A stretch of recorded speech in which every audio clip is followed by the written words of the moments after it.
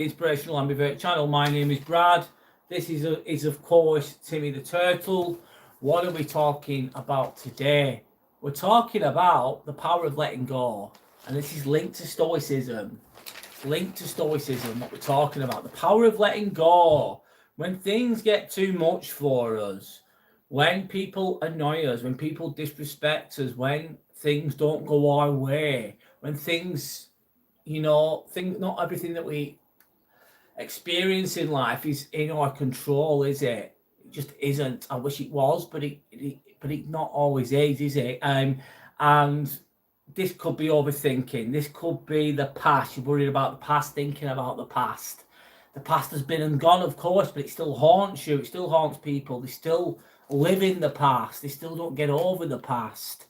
These types of things are easier said than done to let go, but it's very powerful to let go of things, especially the things that we don't control or can't control. And I know it's not always straightforward. I know it's not always that easy.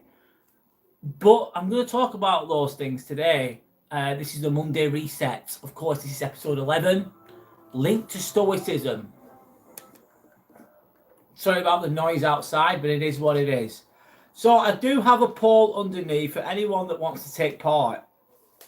I'm just going to pin this message here. Oh, I've already pinned it. Let me have a sip of water. We'll crack on. So underneath, I've got a poll. What's the hardest thing for you to let go of right now? So what's the hardest thing for you to let go of right now? Some people might say it's overthinking. They're thinking all the time. They can't turn it off. They can't stop it. I was talking about this yesterday in my own way. Some people can't let go of that. They just can't. It's just running riot in their minds. Some people, like I've just said, can't let go of the past. Some people can't let go of the past. It just carries on and on and on.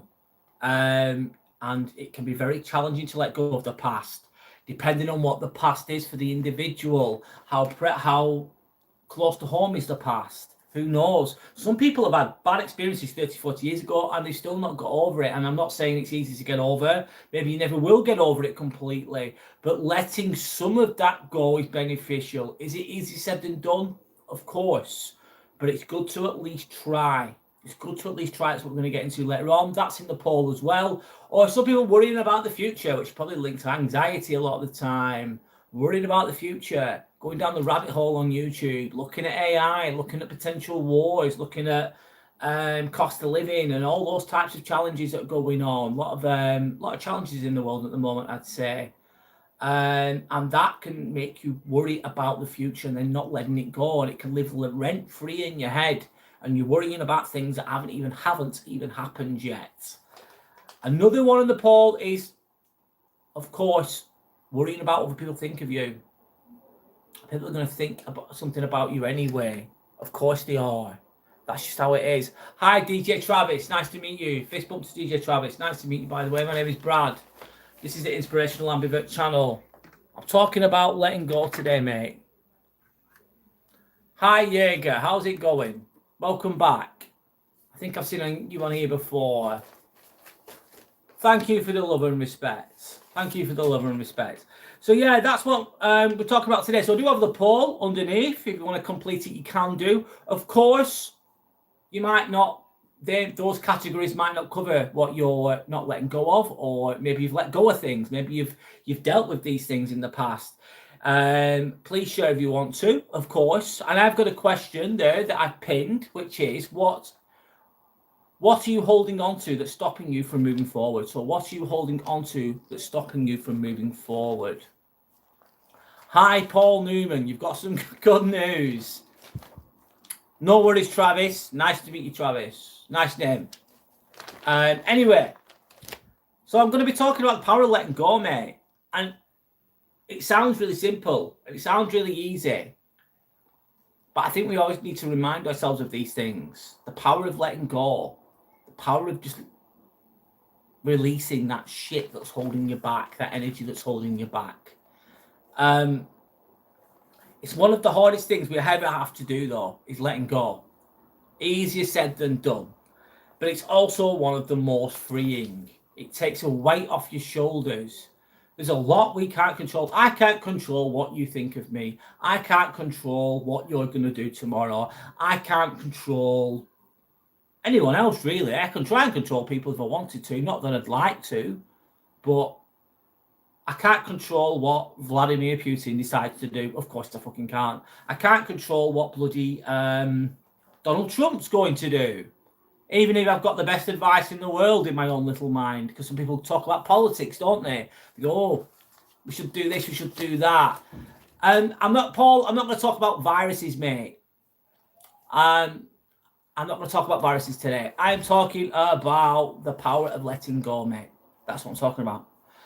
We spend so much energy trying to control things, trying to control what that person thinks, trying to control how that person behaves. Even, and you could be 1,000% correct, it's like that person that you know is behaving in a bad manner. They're behaving in a silly manner. You want them to behave in a nicer way. You want them to be respectful. Like trolls on here sometimes, they come on, they're really rude. None of you guys right now, but some people come on and they're really rude. And in my head, I'm thinking, wouldn't it be nice if they were just a fucking decent person or a nicer person? But that's not going to happen. You shouldn't waste your energy on things that you can't control. In a nutshell, I'd like to say. Anyway, I've been reading all comments that are related to the topic as best as I can, of course. I'm going to have a little sip of tea. It's nice. I'm relaxed. It's all good. I keep moving forward regardless. I keep going regardless. That is the way. That is the way. Anyway. So, let's go with what you can let go of. Let's go with a conversation. A conversation that you had. You're communicating with somebody. Those conversations can go either fucking way. The conversation could have gone a bit south, if you know what I mean. You're having a nice conversation with someone. You're getting along with them really, really well. It's all peachy fucking creamy. You're working together really well. It's nice. Lovely. Then all of a sudden, it changes. The narrative changes. They've gone from being nice, having a nice conversation, and then other people walk in the room and they start to be nasty. They start to put you down in front of other people. They start to be a bit rude and a bit cocky and a bit nasty. And it's like, oh, I didn't expect this conversation to go this way. And then you leave. You're thinking, I'm a bit confused. This person was really nice to me. And then they're also quite rude. They said some backhanded compliments, meaning that they said something nice, but they meant something else. And you're confused by it, and the conversation plays on in your head. And the conversation wasn't comfortable. It didn't feel right, probably because it wasn't right. And you go home and you think, shit, they were really disrespectful to me. They were having a laugh at my expense. They were taking the piss out of me. I didn't even say anything back. I was just nice all the way through this conversation. I should have said this. I should have said that, and I didn't. You're replaying that fucking conversation in your head. And you wish it had gone a different way. But it hasn't. It's been and gone. The conversation's gone. The moment's gone. You had your chance to say something back, but you didn't know what to say at the time because you were shocked because they were rude to you. And it's like weird behaviour. You know, do you ever meet anyone that's like nice 1 minute and then they're nasty? Nice 1 minute and then they're nasty. And you just don't know where you stand with them. Jekyll and Hyde type of character. You have a conversation with that type of person, you're going to come away confused. The energy's off. Something's not right. You go home and you can't sleep because you're thinking about this conversation over and over again. You're winding yourself up. You're upset. And maybe justifiably so. And that's okay. But there's got to be a point where you let go of that shit. You let go of it. Talk about it. Vent to someone. Write it down. Discuss it. Lay it out on the table with someone you trust, or just journaling, writing it down. They think, right, I've covered every angle of this fucking topic. This conversation was horrendous. Next time I have this conversation with this person, I'm going to be ready for them. much more than last time. I get caught out sometimes. Sometimes people are nice, and they go, fuck off, and then they're rude to me. I'm like, shit, I did not see that coming. And I don't know what to say. I go numb. I just go quiet. Especially if I'm in the workplace, because I've got to maintain my professionalism. I can't tell people to f off in the workplace because I'll get into trouble, of course. So I go quiet. But then I think, okay. And then I think about it. And then I've got my response. Anyway, I'll be reading all comments related to the topic. We are talking about letting go, the power of letting go, linked to Stoicism, linked to Marcus Aurelius, linked to Seneca, if anyone's familiar with those people. And this is a Monday reset. That's what we're talking about today. I'll go to open chat later on, but right now we're chilling. I'm having a little sip of tea. It's all fucking good. Anyway, I'll keep going the best I can. So yes, a conversation could play on your mind. It can prevent you going. It can prevent you getting a good night's sleep. It can just eat away at the mind, basically. Hi, Shelley. How's it going? Hope you're okay. Hope you've had a good day, a decent day. We're talking about the power of letting go. The power of letting go. Anyway, another thing could be a mistake. And oh my God, we all make mistakes. Some people never admit their mistakes. Some people are never wrong. But they do make mistakes. We all make mistakes. You don't make mistakes. The mistakes make you. If you own them, if you have accountability, etc., you make a mistake. I made a mistake once. Right, listen to this. I work as a scrub nurse. I was at the table. I had a gown on. I had 3 pairs of gloves on. I'd washed my hands thoroughly, like I do. I was completely sterile. Okay. Basically, everything on the table that was in front of me was sterile. And I think it was a scaphoidectomy, and the scaphoid is in your hand there. It's a bone in your hand there, approximately in between your wrist and your hand, okay? That's all you need to know. And they were doing like an implant. They were replacing the scaphoid bone, and it needed implants. And it needed trials first. So I had loan instruments from this company. There was only one set, right? There's only one fucking set. They're only little tiny things, but you need them. Without them, you're fucked. Okay? And I had them in my little sharps box. A sharps box is where you put your needles and your blades, to prevent yourself cutting yourself. Anyway, I put the trials, these long little pieces instruments, inside the fucking sharps box, and then. Sorry, boring story. I'll keep going. I had 2 wires basically, and they were in the sharps box. There's like a sponge bit you can put them in because they're sharp. These wires are sharp. 1 and 2. Okay. I then covered the fucking table. I got a table cover, a sheet to go over them to protect the sterility. I wanted to protect the sterility. I pulled it over. I dragged it over like you do. But the wires were on top with the box underneath, with the implants underneath. So it just dragged and smashed on the fucking floor, meaning they were no longer sterile. They were no longer sterile. The instruments were no longer sterile. They were on the fucking floor. The patient was in the anaesthetic room under a general anaesthetic, basically knocked out, anaesthetized. I thought, oh, fuck. I made a mistake. I felt absolutely terrible. I said, get the surgeon in now. Get the fucking surgeon in now. So I got the surgeon in. And the surgeon, I went, I'm really, really sorry. I held my hand up. I made a mistake. I said, I fucked up. I said, I'm really sorry. I felt terrible. Luckily, the surgeon was really calm and he adapted. He managed to complete the surgery, basically. But I made a mistake, guys. And then I went home. And I couldn't let it go. I was so upset at myself and making a mistake for dropping these instruments. There only one lot of them. I felt horrible. I felt stupid. And yes, the mistake was stupid from me. I owned up to it and I felt horrible. And I struggled to let that mistake go. I felt terrible. I really, really, really did. And it doesn't matter what the mistake is that you make, is my point. You're all going to fuck up at some point. Own it. Fucking own it. And then let it go.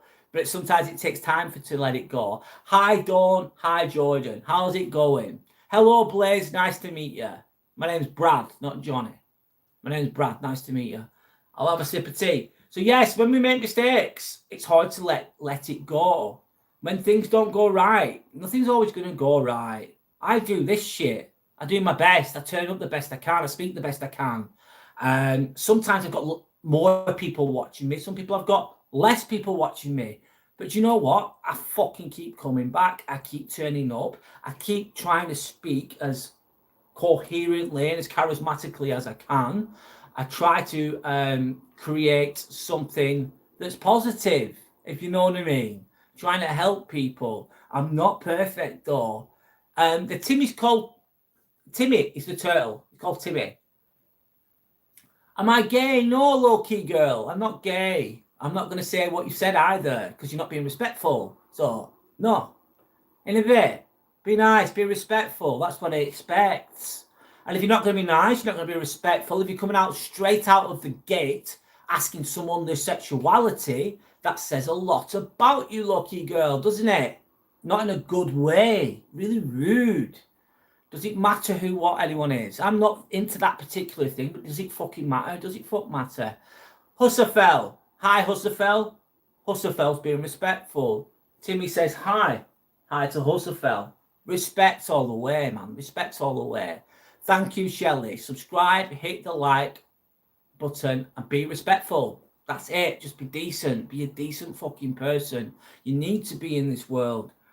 If you're not, it's going to catch up with you. You think, nah, it's not going to catch up with me. I'm good. I can be a dickhead. I'm going to be rude to people. I'm going to make myself feel better. I'm going to put people down. It's all going to be good, is it? Maybe for a while. Maybe for a short while it will. But eventually, you'll hit the hard rocks of reality. And there's consequences.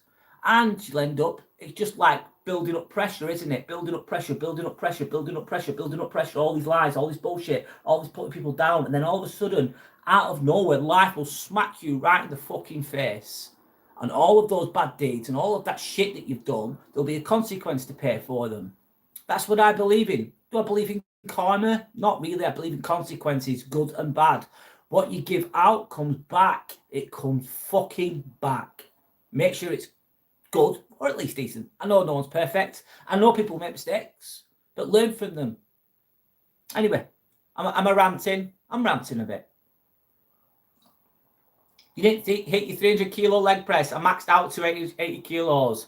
You turned up, Lee. You turned up, Lee, and you did it. Well done, mate. You just turned up. Maybe next day. Maybe the next week. Maybe next month. Maybe next 6 months. Who knows, Lee? Keep going. Well done, mate. So, yeah. Mistakes. What was I going to say then? So basically, what's the question? What are you holding on to that's stopping you from moving forward? Are you holding on to anything that's stopping you moving forward, guys? Is anyone holding on to anything that's stopping them moving forwards? Is anyone struggling to let something go? Or something piss you off? Something upset you? Something that you've not got over yet? And it depends what that is. I get you.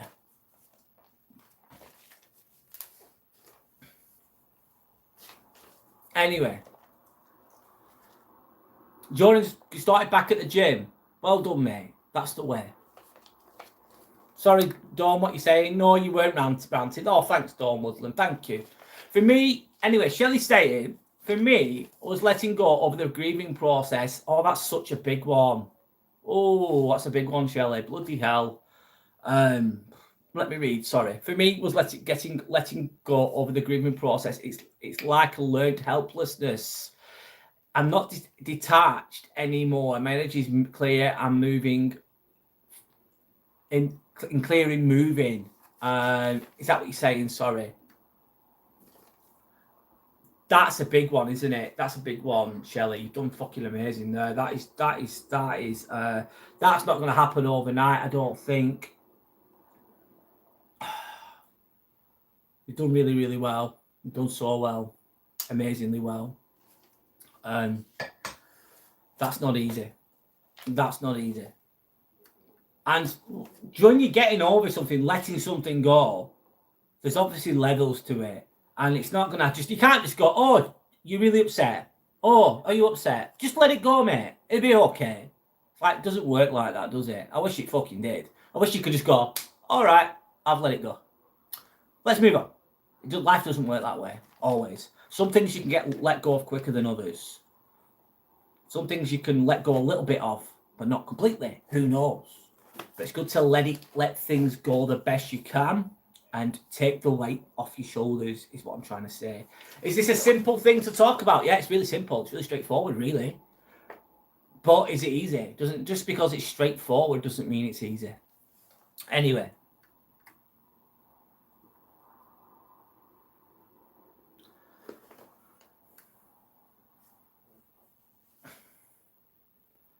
Elisa saying, I do have a smooth, bald head. In my culture, that brings good fortune and health. I'll take that. I'll take the good fortune. I'll take the good health, Elisa. I'll take it. Thank you. I'll take it. I'll take that good fortune and the good health. Good for you. Namaste. Thank you so much. Thank you for your positivity. Thanks to anyone that's liked and subscribed, by the way. My name's Brad. If you like value genuine conversations that are a bit deeper, talking about stoicism in a way today, and talk about narcissism, talk about toxic people, talk about letting things go, talk about all kinds of things self-improvement related in a nutshell, trying to fucking make sense of the suffering that life often brings and just being strong and growing from it, basically. Anyway, let me move on. A missed opportunity. Has anyone ever had any missed opportunities and then thought, fuck, I've messed up. I should have done it. I should have done this. I should have, I don't know.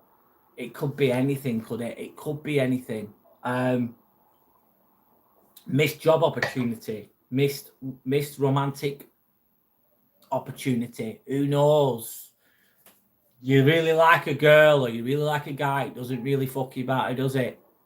And you're going to go and ask them out, but you hold back. You're a bit shy. You're not sure. And then your friend asks them out, and then your friend starts dating them when you like them. That can happen sometimes. And you're like, oh my God, gutted, I've missed my opportunity. You know what I mean?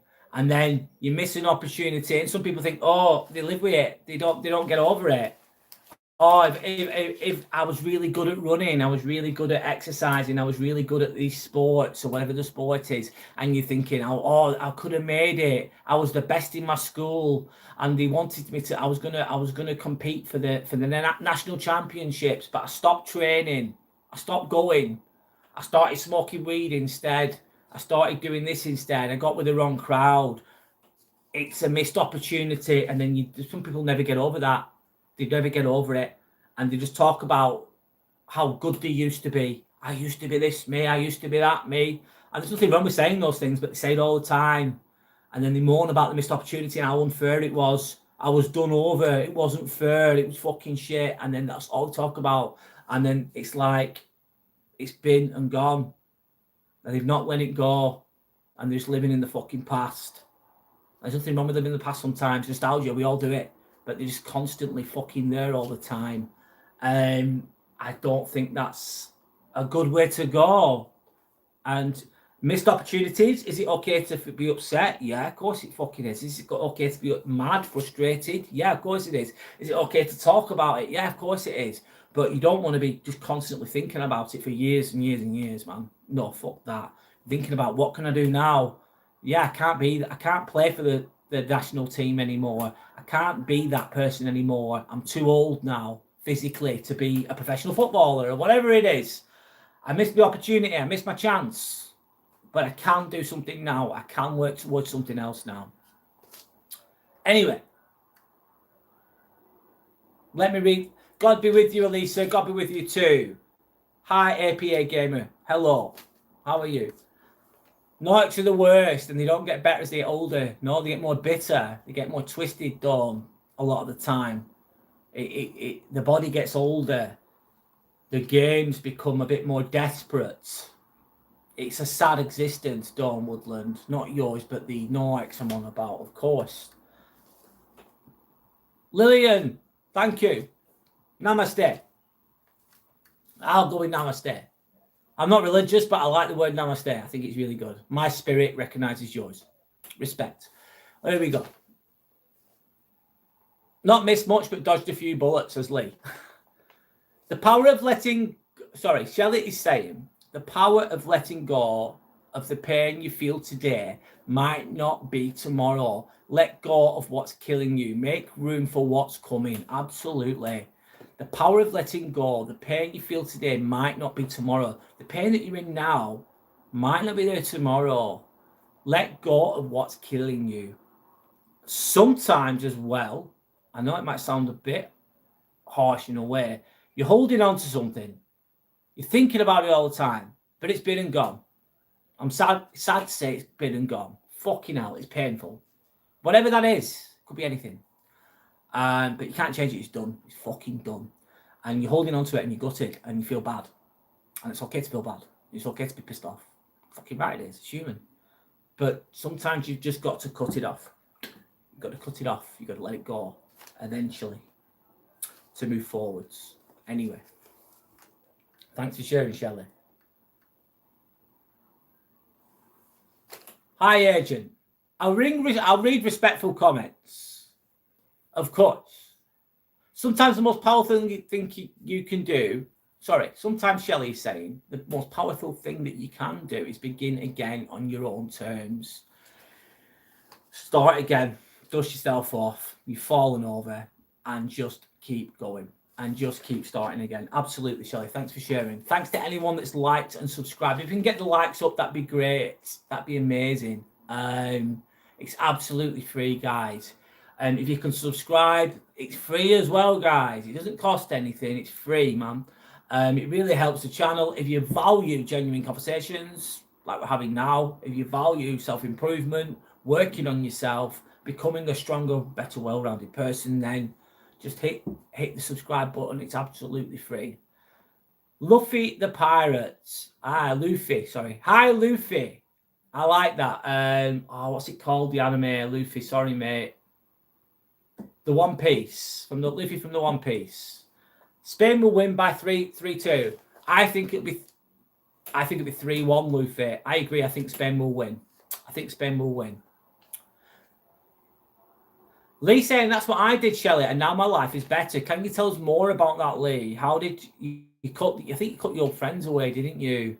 I've done that too. I don't see him anymore, man. Some of them are good people. They were.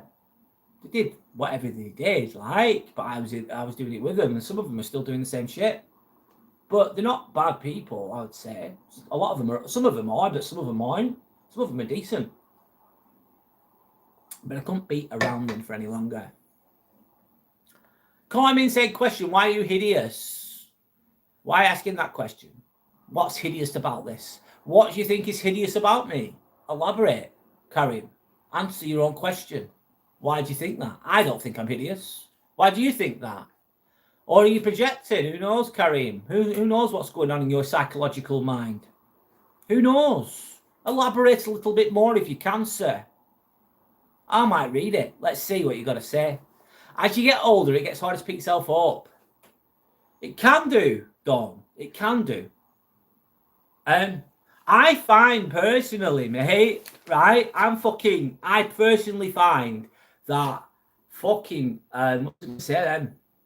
I personally find that picking myself up's got easier for me as I've got older. And when people attack me, I've got better at it. I used to be really bad at it. I used to get taken the fucking piss out of. Big time, mate. Narcissist had a field day with me when I was in my 20s. They ran the roost, mate. They completely owned me.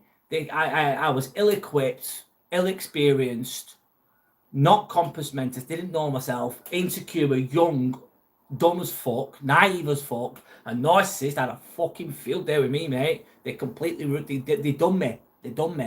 And that hard experiences then forced me to learn. And then I started putting boundaries in place. I started reading. And then I started getting fucking much better at it. I started to know myself better. And then I find it easier to deal with these cunts going forwards. Got better at it. For me personally, it's got easier. But everybody's different, of course. For Physically, I'm not as strong as I was, but mentally. Anyway, sorry, I'm going on about myself. But anyway, there we go. Some people don't need to be fixed. They are just misunderstood. True. Some people don't need to be fixed. They're just misunderstood. Yeah, I'd agree with that. Be proud of what you've overcome, Lee. Absolutely. And Shelley's giving love and respect to Dawn. Love and respect to Dawn, always. Anyway, moving on. Another thing that you can struggle to let go of is, 1 second, see how this conversation goes. We're doing our best. Something from years ago. And some people never let it go. It could have happened 40 years ago, for fuck's sake. 30 years ago. And it might have been absolutely horrendous. It might have been absolutely bang out of order what's happened to them. And it could be indescribably terrible and not easy to get let go of, understandably. But some people hold onto that really intensely. And they never, and I suppose if something hideous has happened to you when you were younger, fucking hell, unimaginable shit. And it's completely understandable if someone's not completely let go of that. But I think it's really important to at least let go of some of it or be at peace with it to an extent. I can't speak for everybody, of course. I won't like to speak for everybody. But some people hold on to something from years ago. Some people hold on to things from years ago that are a bit ridiculous as well. And they're just full of hate. And all they fucking talk about is how this person's wronged them. The person was out of order. And then that's all they talk about. All day, every day. Imagine that. All right. Something bad's happened. Yeah, I'm going to think about it for the next 20 years, mate. Are you? Are you going to change anything about it? No, I'm not going to fucking change anything about it. I'm just going to fucking complain about it every fucking day, all day. Enjoy that life, mate. Because it's going to be shit. It's going to be shit. You're not going to let go of anything. It's not good. It's not good. Thank you, thanks, Sander, for the... thank you, Sander. Thank you so much for those little... Thanks for the red card. Thanks for the gems. Thank you so much. Thank you so much, Sander. Thank you. Anyway, let me read the comments in relation to what I'm talking about. Thank you for the heart as well, Sander. Oh, thanks, Sander. Thank you so much. Thank you. Thank you. You're really kind. Thank you so much. Anyway, thank you for the support, everyone. I really appreciate it. What was I going to say then? I am Shelley, as it was 25 years of drugs and drink. Wow, Lee, you've done really, really well. How long did I do? I did about 15, mate. Approximately 15-ish. A bit on and off with that as well, Lee. It's still a long, 25 years is a long time, mate. It is. You've done really well.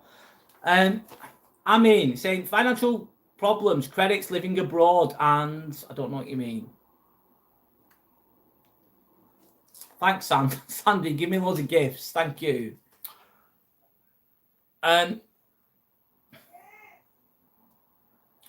Lorchio saying, you reckon a lot of this comes from fear? Hi, Lorchio. Nice to meet you. My name is Brad. Channel's called Inspirational Land, by the way. Nice to meet you, by the way. You reckon a lot of this comes from fear? Yeah, big time. Fear, mate. And fear is very broad, isn't it? How it manifests. Low vibrational, Lorchio, sorry if I'm pronouncing your name wrong. A lot of this is fear, man. Yeah. Fear about the past, fear about the future, fear about missed opportunities, fear about mistakes. It is fear. Low vibrational, and it keeps you stuck. And it's very it has a magnetic pull. The fear, and people stay stuck there. They're scared. They're afraid. They're not having. I don't know. It just has a massive pull on people. We all experience fear. It's okay. Anger could be fear, couldn't it? Angry, fucked off, insecure, all those feelings. We all experience them. Part of being human, like yours, as I'm sure you understand, of course. But it's coming away from that, letting that go, holding on to all that anger. It's going to be a heavy burden to carry. It's going to increase your cortisol levels. Stress hormone is going to be high if you're stressed out all the time. You're going to be pissed off all the time. Thank you, Sandra, for all the gifts. Be mindful, Sandra, but thank you. As I was going to say, it's going to hold on to you, isn't it? I've lost my train of thought. Sorry, guys. But anger is a motherfucker. It's okay to be angry. Anger is like a motivational. It can be motivational. Like I'm pissed off. I'm angry. I'm fucked off. I've had enough of this shit. Can be useful. It's like an active kind of feeling. I'm going to do something about this. Obviously, anger can take you down bad roads too, but it can be a useful one sometimes if you control it well. But some people hold on to that anger, onto that bitter, not forgetting the past, holding on to it, full of fear, full of anger, full of cortisol. Fight, flight, or freeze hormone is cortisol, and it's running right through their bodies, and they're constantly fucking stressed. And what's that gonna mean? Thank you so much, Lee, for the sausage. Oi sausage. Thank you, sir. Thank you so much. Thank you for the support, guys. Thank you so much. Thank you. I appreciate it. But anyway, what's I going to say then? Yeah, you're holding on to it. So you've got cortisol levels really high. Not sleeping. Fight, flight, or freeze is in all the time. Fight, flight, or freeze is really good if you've come across a saber-toothed tiger or someone's coming at you with an axe and they want to beat you up. You need that cortisol then to fight. But if you've got the cortisol in your body all the time, it basically means high inflammation in the body, high blood pressure in the body, and it can be very unhealthy indeed. But yes, Locchio, sorry, I'm going on. It does come from fear, mate, big time. Thank you for the jewels, guys. Thank you for the support. I really appreciate it. Thanks to anyone that's liked and subscribed. I really appreciate it. I think those jewels like a new feature that's on here. And yeah, thank you so much. You're on fire, Sander. Yes, this is fun. Right. Don't spend too much, guys. I don't expect anyone to spend anything. By the way, I do a fuck. But I appreciate it, of course. Anyway, Sander's enjoying himself. What's that? I can't hear you. Shall I say, Lee, you will always win when you move through life with what are you saying? I can't hear you. What are you saying? I don't know. I'm saying I've got like 900 free stuff to send you. Oh, wow. Thanks. Maybe save it for another day. Okay. Thank you. Appreciate it. Thanks, Sander. Shelley's then saying, Lee, you will always win when you move through life with authenticity, honesty, and a grateful heart always. Do you know what? That's beautiful. Absolutely true, Shelley. Absolutely true. Move through life with authenticity, honesty, and a grateful heart always. Yes. Humble. Gratitude. Being a fucking decent. It's hard to be a good person sometimes. It really, really is. Especially if you're around people that are a bit unscrupulous, they're a little bit malignant or a little bit nasty or a little bit conniving, a little bit ego-driven, a little bit narrow-minded. It's very difficult to navigate these characters or challenging people in your life and keep your integrity, keep your authenticity, keep your honesty. It's hard. Fucking hard. But don't stop. Don't stop being a good person. Don't fucking stop. Don't let the bastards get you down. This is what I'd like to say. Don't become them, innit? In a nutshell. Don't become them. The people that are no low vibrational, the people that are nasty, the people that are ego-driven, the people that aren't nice. Don't fucking end up like that. That doesn't end well. It's hard to rise above these things. Of course it is. Thank you, Sander. Thank you, everybody. Thank you so much. Ania, hi, Ania. Annie, hello, Annie, should I say. Thank you, Sander. Anyway, I faced fear in the face and I overcame it. That gives you a positive outcome. Yeah, if you overcome the fear. If you overcome the insecurity. It's not easy, mate. Lee, I don't think it is. Different for everyone. But when you overcome it, it gives you that confidence going forwards. And when you overcome true adversity, when you come through rock bottom and you've hit rock bottom, mate, The only way is up after that. Is it easy? No. Is it fuck? Does it take time? Yeah, it takes fucking time. But it helps you to deal with things going forwards because you've got a past experiences of achieving things, overcoming things. Sparkle is for Timmy. Timmy says thank you so much for the sparkles. Says fist bump. Thank you so much. Thanks for the support. Let's get Brad to 1,000 subs. Yeah, that'd be great. And that's the next target, really. It really, really is. I'm getting there slowly but surely. Anyway, I'll keep talking about the topic the best I can. Thank you. Brad, the biggest comeback is feeling like yourself again. I like that. Brad, would you like some soup? No, I'm all right, thanks. I'm full. Anyway, the biggest comeback is feeling like yourself again. Nobody can go back and change the beginning, but you can start where you are and change the ending. Sometimes the lesson people need in your absence. Yeah, sometimes they'll miss you. Yeah, I suppose it's like sometimes people will miss you when they're gone, kind of thinking as well. The biggest comeback is the feeling that like yourself again, like your true self. Like you get to show your true self, Shelley. I've hid my true self so long in my life to a lot of people. I really, really, really fucking have, guys. I'm going to be honest. And I've did my life for so long. Not any fucking more, though. Not any fucking more. But I did do for a long time, and I wasn't aware that I was doing it. I was people pleasing and all that kind of fucking stupid shit. Trying to make insecure people feel more secure by dimming my light. And now I'm not going to do that. I'm not going to try and upset anyone. I'm not trying to attack anyone, but I'm going to be my best fucking self. I owe it to myself to do that, and you owe it to yourself to do that too, guys. Anyway, I'm ranting, but there we go. Spiritual. Hi, Spiritual Joyful. Hey, can I have a question, please? Of course, you can have a question. There we go. You saw me in a dream yesterday. Bloody hell. Okay, then edited. How did that go? What was the dream like? So I'm saying for me, I had to become my true self rather than come back to myself. You have to become your true self. Yes, like that could be reparenting yourself in a way. Being the person you're meant to be. Sometimes it takes a long, a lot of soul searching to get to that point. Anyway, I'll keep going the best I can in relation to topic of letting go. Of course, we have the poll that's underneath. And I've got a question. What are you holding on to that's stopping you from moving forward? Are you holding on to anything that's stopping you moving forward? Or have you already overcome it? Who knows?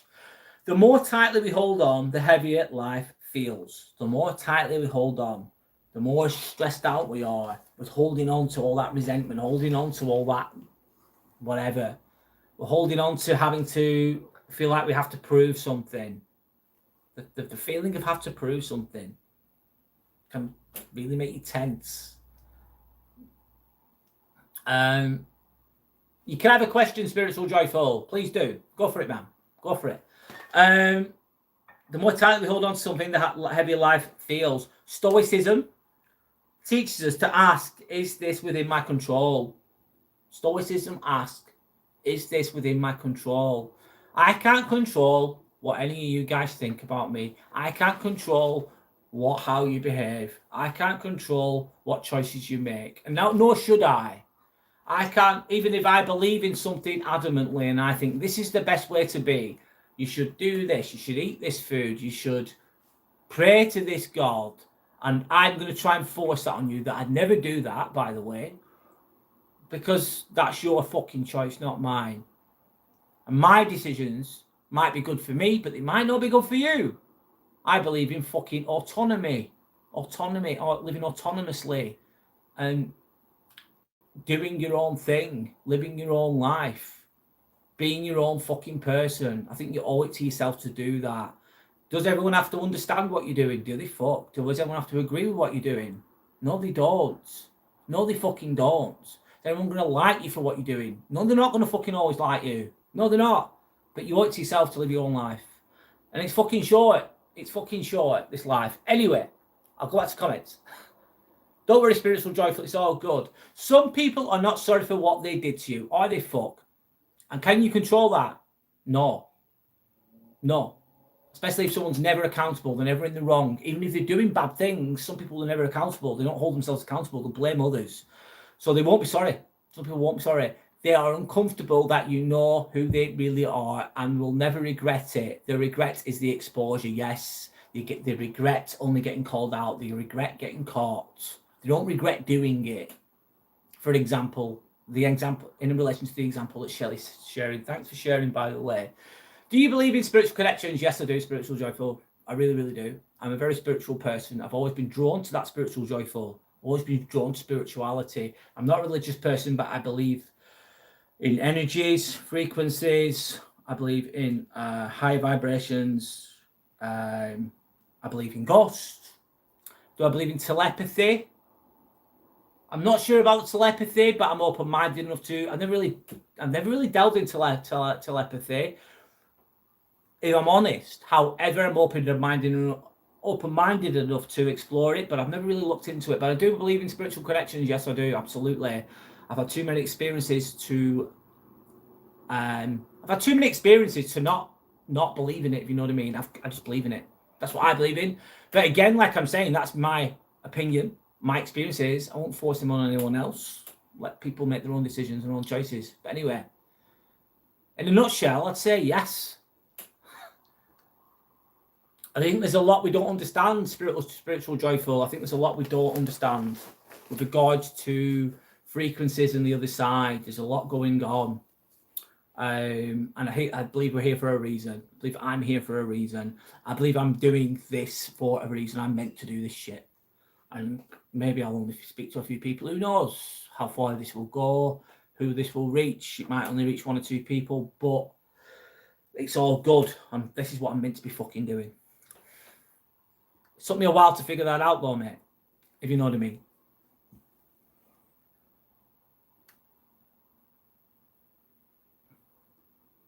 Hello, Sunshine. I love the name. That's a lovely name, Sunshine. Beautiful. Namaste, Sunshine. That's lovely. Respect to you. Thanks to anyone that's liked and subscribed. Yeah, any rude comments, I'm just going to go. I'll read them sometimes, just to make an example, or just to use it for my content, really. Trolls, actually, I use them. They're trying to do whatever they do. I find it helps my content sometimes with people. I don't take it personally. I like to play around with it a little bit. It doesn't bother me. I don't like it when it's nasty to other people, though. If you know what I mean. I'll protect other people. Feel responsible to do that on here. But thank you for the positivity, guys. Spiritual Jefferson, thank you so much. I'm a Sagittarius and my love interest is a Virgo. I feel he really calms me down, but in a no contact, and I feel that he's around spiritually.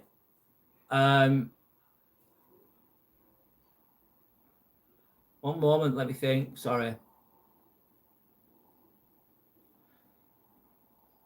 Why are you in no contact? Can you build the bridge? Can you meet them halfway? Spiritual joyful. I hope that you find whatever it is you're looking for. I hope you find alignment with that. Anyway, I've seen him personally too, Lee Ghost. Yep, I really, really have. I fucking have, mate. I am not joking. And I know you're not either. I lived in a haunted house as well. Snap, mate. Snap. That's another topic, but yeah. Boundaries won't make you lose friends. They will make you lose pretenders and manipulators. Spot on. If someone's being disrespectful to you, they're being out of order, mate. They're taking the piss out of you and your life. They're not good to be around. But you might like some parts of them. You might be an old friend or whatever it is. But then you start to put boundaries in place. Usually when boundaries work, it means that they won't like it. But someone who genuinely cares for you will adapt their behaviour accordingly, and they go, "I'm really sorry, I didn't mean to upset you. I'll start behaving in a better manner towards you because I have love and respect for you." But the pretenders will go though. They want you to be weak. They want you to be a people pleaser. They want to take the fucking piss out of you in a nutshell. They want to manipulate you, and if you can't do that, then they don't want to know you, and you don't want them kind of people around anyway. They're not worth knowing. So spot on, Shelley. Rest in peace, Hunter x Hunter author.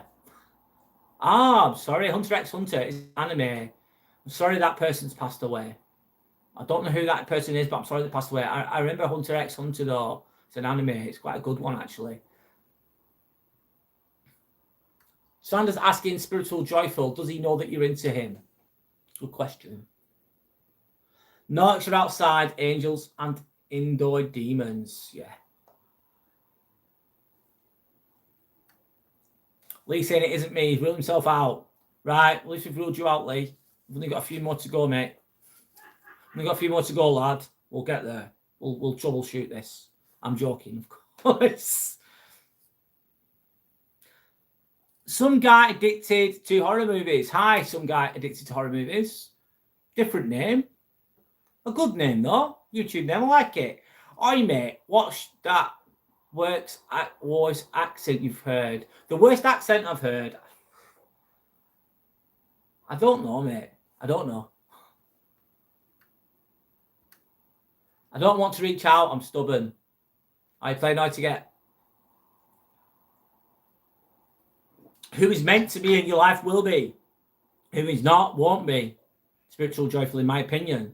What will be, will be. What's meant to be, will be. I believe. I don't think you can force anything. I think you might already know that. Let's be at peace with that. Is it some that's difficult to let go though? It's like that relationship that you really want, and you're not really getting the vibe. And some people never let that go. I'm not saying that's you, but I'm just giving an example. And it can be difficult sometimes. You really, really like someone. You really, really like them. You're interested in them. And they've showed you a bit of interest too. You think, oh, happy days, coochie coo, and all that. And then all of a sudden they just pull away. You're like, oh, what have I done wrong? And then what can happen is people can chase and chase and chase, try and grab and grab and grab and hold on tightly to them. That person just doesn't want to know. And they might end up with someone else. Who knows? I don't know. But who is meant to be with you will be. They'll just come to you. Sometimes it's good to back off. Show a bit of interest. Show a bit of interest. They know that you like them. And then back off. Don't see what they do. And if they like you, they'll come to you. And if they don't, they won't. That might sound very straightforward. That might sound a bit harsh. But I think that's how it goes sometimes. Anyway. Anush, I'm good, thank you, Anush. How are you? Love and respect back to you, Anush. You wish you'd known about boundaries a long time ago, Dawn Woodland saying. You've got them now, though. You've got them now. What matters is what you've got now.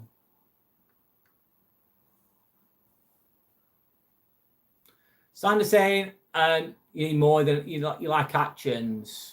Kind of, but we've never met. We went fully exclusive. We were getting to that stage. How long ago was that, spiritual joyful? Anyway, I'll go back to topic a little bit. If the answer is no, why give it control of your peace? If the answer is no, why give it control of your peace? Like, I really, really want that. I really want that job. I've gone for the interview.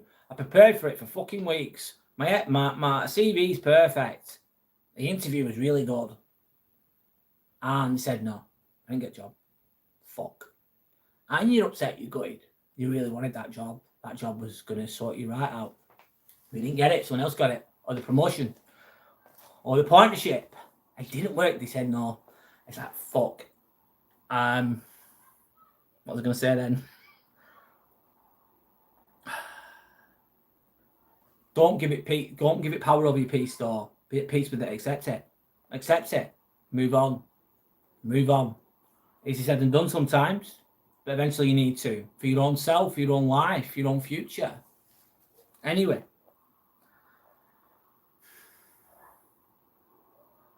Is that easier said than done, though? I think I've just said that. No, yeah, it is. It's not easier said than done, is it? It's a hard thing to do. Letting go isn't pretending something didn't matter. Doesn't mean that just because you've let go of something doesn't mean it didn't matter. It isn't suppressing emotions either.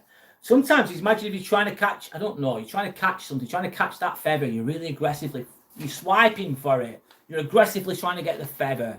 You really want to catch it. But as you swipe it, you blow it away with your hand, with the palm of your hand, with the rim resistance that you're creating. You're trying to grab it, and you never grab it. It just floats out your hand. Thank you, Sander, again. Thank you. But if you just stay calm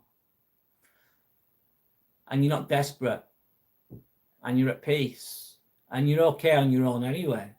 I'm okay on my own anyway. I'm good. I love myself. I love my life.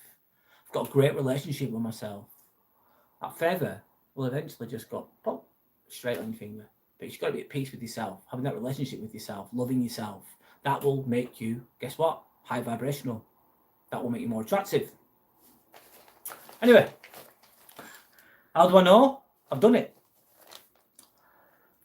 It's accepting reality instead of fighting it. Sometimes the truth hurts. Sometimes the reality is what it is. Sometimes what we're presented with is just what we're fucking presented with. And it's accepting that reality. And sometimes reality sucks a bit. It's like, oh, I didn't really want that. I wanted this, but I got that shit instead. Like, this is a shit reality right now. It's not the best. My car's broke down. It's fucking bust. It's completely gone. It's going to be £5,000. Oh my God, how the fuck am I going to find that? My car is dead. It's gone. I used to have an old car, and I ran it, and it kept breaking down. I kept fixing it, and I was chucking money in it all the time. And then eventually, it got to a point where they said it's going to be £3,000 to fix it because the chassis was all rusty. The bones of the car was rusty, which is not good. It's going to fall apart. And he said it's going to be £3,000. And he said the car is worth £500. I thought, oh, I have to let it go. I'll have to get a new car. And sometimes that's a reality. Sometimes you need to start again. You need to start again. You need to let go of that old thing that's dragging you down. This old car was great. It was reliable for a while, but it served its purpose. It's run out. Its time has ended. It's done. It's costing me more. It's weighing you down, whatever that is. It doesn't have to be a car. It's just an example. Anyway, I'm rabbiting on. Let me read your comments, guys. Okay, close the deal, girl. Spiritual joyful. I hope you do close the deal, spiritual joyful.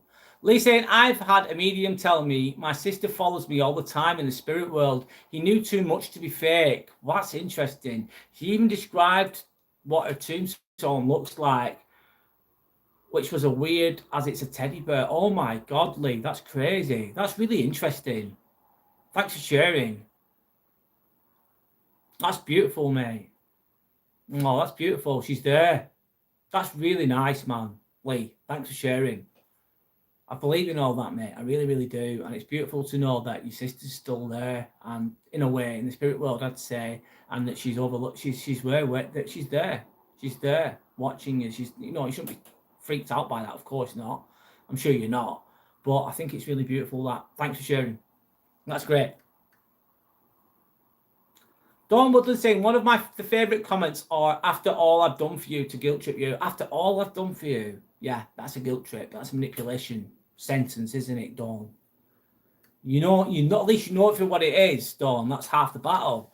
Spiritual Joyful saying, yeah, he does, haha. I really love him, but so many obstacles have got in the way. I hope that changes for you in the future.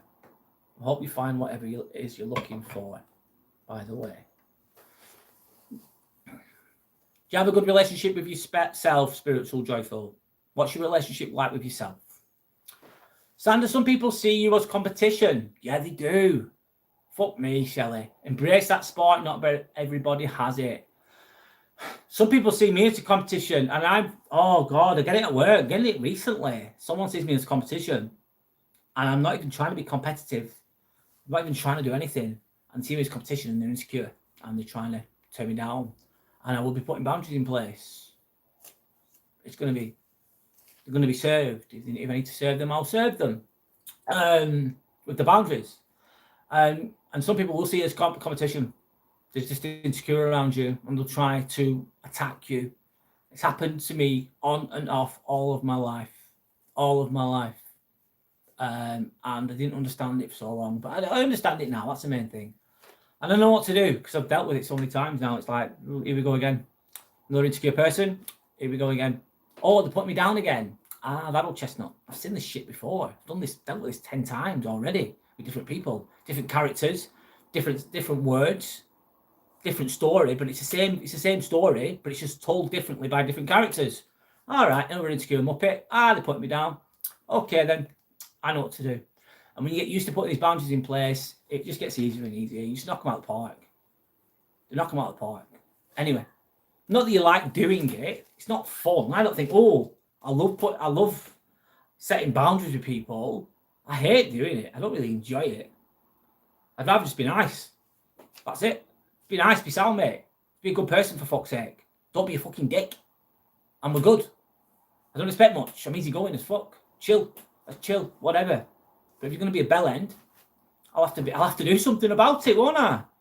Anyway, you got to, guys. No one else is going to do it for you, though. You've got to do it yourself.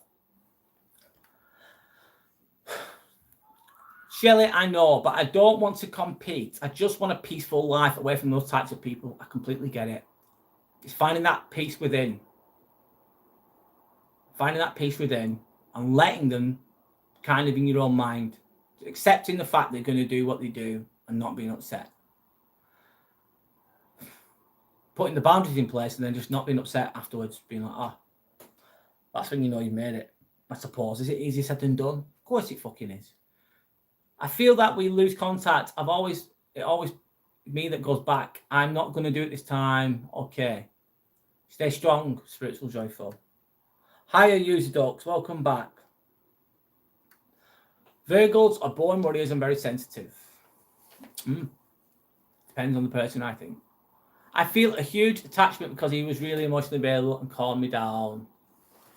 Sounds like a good person, by the way. Anyway, let me keep going. Sometimes we're attached to people who may have already moved on. Sometimes we're attached to people who may have already moved on. And that's painful, mate. I've been in relationships in the past and I've been cheated on. And it's gone from really young, by the way, teenage years I'm talking about. And they've been treating me like a king.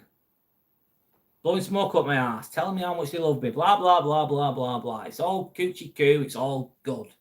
We've got a nice future together and all that shit. And you're thinking everything's fucking peachy fucking creamy. And it is at the time, or you think it is at the time. But you're young, you're naive, and you're a bit dumb. Well, I'm on about me.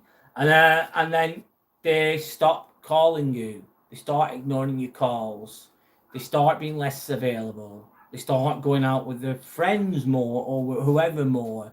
They start to be, they're not available to you anymore. The tap has been turned off. The love tap, they've turned it off. And you're like, what the fuck's going on? So you try and chase it a bit more. You try and get their attention more. But the more you chase them, the more they go away. They're not meant for you, obviously. But at the time, you're trying to chase that back. Trying to grab that back, but it's already gone. And they've moved on sometimes. And that rejection is so painful, man. Rejection is so painful. It is so painful. But the good thing about rejection is it forces you to self-reflect. But it's letting it go. Letting it go. They've moved on. Stop calling them. Stop mithering them. Mithering is slang, of course. Pestering them. They've moved on. They don't want to be you anymore. That's brutal. That's fucking brutal, mate. Is it painful? Yeah. It's like, it feels like, it's almost like they've died, but they're still alive. If you get what I'm saying. They've died, but they're still alive. They're dead to you in a way because they're not in your life anymore. But they're still alive. It's like, what the fuck? That person who was showing you love and that is gone. That is really painful. Have I experienced it? A long time ago. Yeah, I have. Did it make me stronger? Yeah, it did. But at the time, did it break me for a while? Yeah. Oh, yeah. Really insecure. It caused me to be, yeah, it did.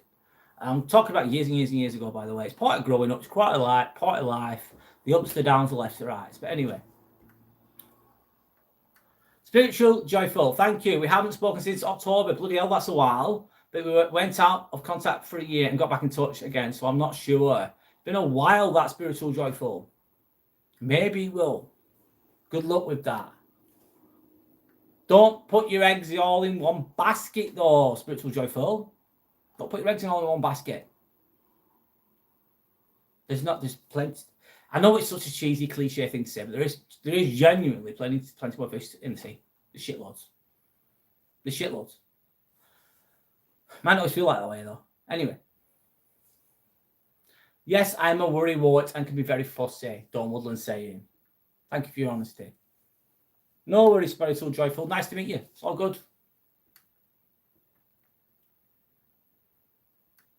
I need a waffle with kunafe, pistachio, and chocolate sauce as a cheap dessert. Off topic, I know. Do you know what, Lee? That sounds fucking delicious. Honest to God. Sign me up, mate. That, you know, you've got a good taste with your waffles there, lad. That sounds really nice. To be fair. Probably full of shit, like, but it sounds good. Just like live your life. And you don't follow astrology today, totally, but I guess we do have some traits. I think there's more to us than astrology. It's interesting. It helps you to get to know yourself to an extent. I think there's much more to us than just those things, though, in my opinion. Shelley's saying, just live your life. If you don't, you will spend your whole life collecting guests for your own funeral.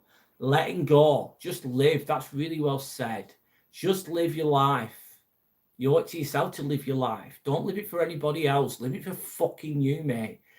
If you don't, you will spend your whole life collecting guests for your own funeral. And if you don't lead your own life, other people will lead it for you. And they're not going to lead your life for you with your best interest at heart most of the time. They're going to lead your life for you, what suits them best a lot of the time. And I don't think that's a good way to live. Anyway. Spiritual Joyful, do I send him a message? It's up to you, Spiritual Joyful. I think if you've not contacted them since October and it's now July, I think that person might have moved on. But it's up to you. You know best. Thanks to anyone that's liked and subscribed. If you're not liked already, please like. It's free. It's absolutely free. And it helps the channel. If you've not subscribed already, it's free, guys. It doesn't cost anything. And I go live on Mondays, Fridays, and Sundays at approximately 7-8 p.m. UK time. I'll talk about topics like this in a nutshell: self-improvement, working things through, etc., etc.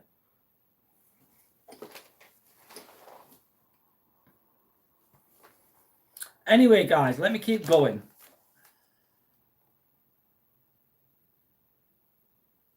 It's accepting reality instead of fighting it. I've said that. Sometimes we're attached to people who have already moved on. I've already said that.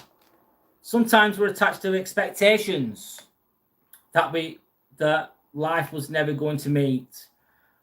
We're attached to expectations that life was never, ever going to meet. Sometimes we're attached to the idea of someone. We've got an idea of someone who they are. We're in love with an idea. Imagine being in love with an idea. You see someone from afar. You picture the relationship in your head. I've done it. And you're in love with an idea. You're not in love with the reality of them because you don't know the reality of them. You're in love with an idea. That happens. If we don't let go of things, we end up suffering twice. Once because something happened, something shit happened, and again because we keep replaying it. So it's a double injury. And often, when we're replaying what's happened, it's not just once replay it. It's over and over and over and over. It's like you're getting punched and punched and punched and punched and punched in the head. Until you let go of that, it's going to continue. Anyway.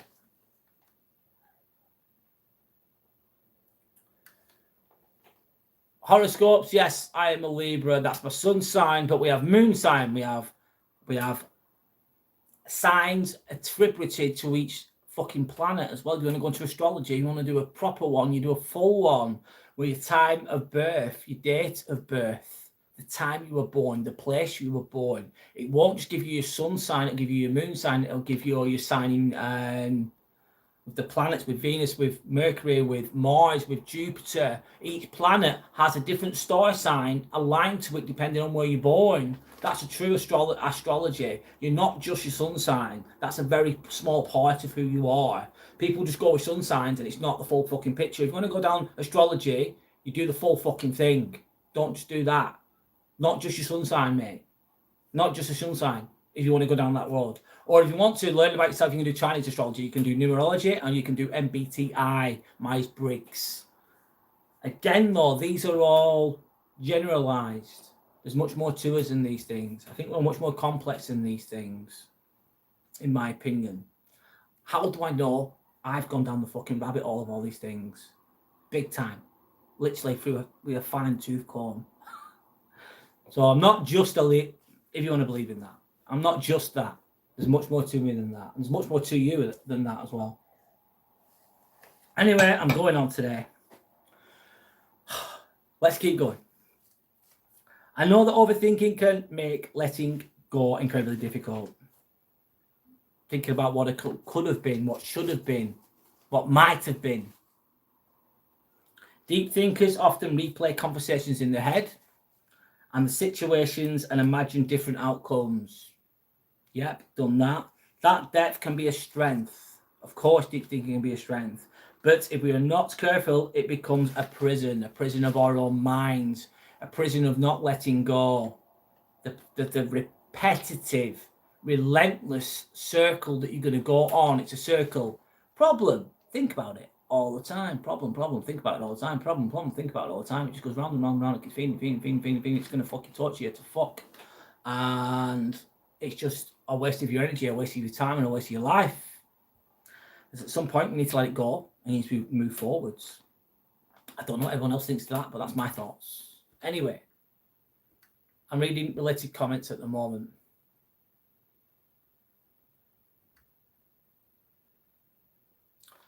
Aircraft is inviting me to the Illuminati community. I'm all right, thanks, mate. I don't want that shit. You can keep your Illuminati to yourself. I am not part of that shit. Thank you. I'm above. I'm on another vibrational frequency to that. Not for me. Nope. There's a price to pay for that, Sanders, or no?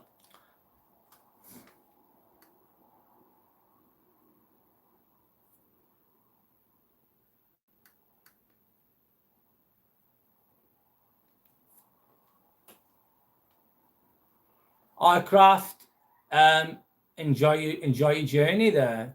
Enjoy your journey. Namaste, sir. Namaste. That's all I gotta say. Namaste all the way.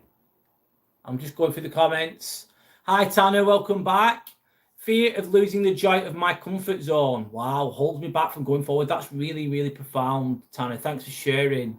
Fear of losing the joy of your comfort zone. Oh my God. That's very epiphany moment for me, mate, because I do that. I like being in my comfort zone. It's great. Nice. I do it in the job that I'm in. I'm in a nice little comfy spot. Fear of coming out of that. Fear of the unknown. Fear of the new challenge of something new that you're not too familiar with.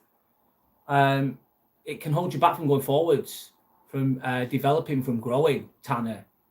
That comfort zone is comfortable, but you can outgrow that, can't you, of course?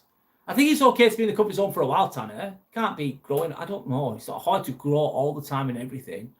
But I fear losing the joy of your comfort zone. That's very, very thought-provoking. Thanks for sharing. I can resonate with that one, if I'm honest. You grieve the relationship, spiritual, joyful. Yeah, you do. You do. That's a form of grief. You grieve what was, what could have been, what you thought was going to happen. You thought this person was loving you and they really liked you and they were showing really positive signs towards that to reinforce that belief, and then all of a sudden it changes and you're like, why has it changed? I don't get it. What have I done? I don't know. And it could be for a variety of reasons, but it does cause grief, yes. And it's hard to overcome that. But time is the greatest healer, I believe. And it's good to let go when you're ready, of course. You don't have to let go fully. You don't have to let go fully. Maybe a little bit by a little bit.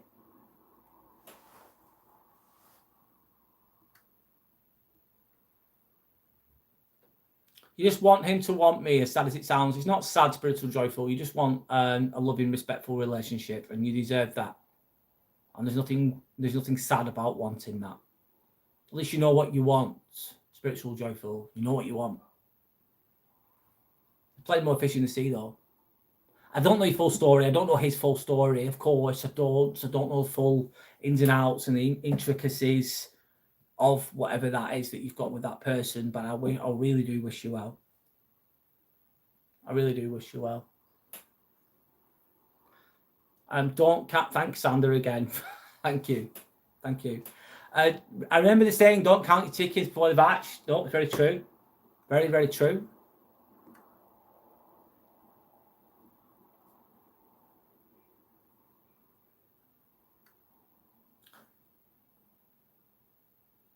This is my swamp. Hi, this is my swamp. I was the voices in my head that told me to. It was the voices in my head that told me to. That would be schizophrenia, wouldn't it, potentially? I hope you're okay. By the sounds of it. And if you make it through another day, that's not small, it's huge. Yeah, sometimes you're going to drag your ass through the day, Shelley, and just do the best you can. We keep replaying it. Yes, we do. Yes, we do. This is actually one of my biggest flaws, Aidan. Hi, Aidan. Welcome back. I've seen you on here before. I've not seen you for a while. Hope you're okay. What is one of your biggest flaws? Sorry. Can you elaborate?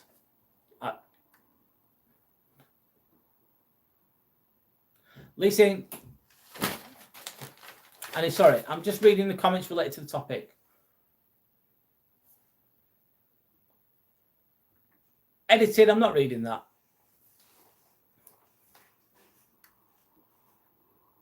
Comfort kills ambition. Yes, Aidan. 1000%. Thanks for that. Comfort does kill ambition. Shit, am I guilty of this?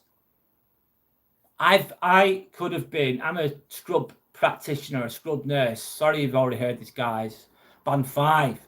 I could have gone for band 6, mate, and I believe I would have got it. And I didn't want to go for it. I didn't want to do it. I chose not to. I have chose to put my time and energy into this. I'm banking on this. I'm putting all in on this as much as I can. That's what I've done. I suppose this is coming out of my comfort zone, no, really, in my own way. Thanks to anyone that's liked and subscribed. If you can get those likes, if you're not liked already, then please do so. It's absolutely free. It helps the channel. If you've not subscribed already, again, subscribing's free, guys. It doesn't cost anything. And if you value genuine conversation, if you value self-improvement, deeper type of conversations, then subscribe, and then you'll know when I'm next live. Anyway, Santa's going, Aidan, interesting take. I agree in relation to what Tanner was talking about. You see a broken bone, but you can't see a broken mind. Dawn Woodland, that is so true. Broken bone is straightforward. It's painful, it's broken, and it needs fixing, but you can't see a broken mind. No. Broken bone can be helped to be fixed by somebody else because it's physical. The broken mind, you can be supported by other people with a broken mind, but the only person that can truly fix the broken mind is yourself. No one's going to fix the broken mind for you. Medications aren't going to fully fix the broken mind either.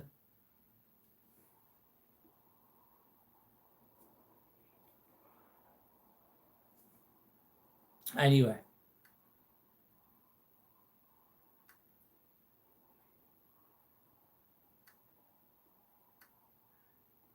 Going through the comments a little bit.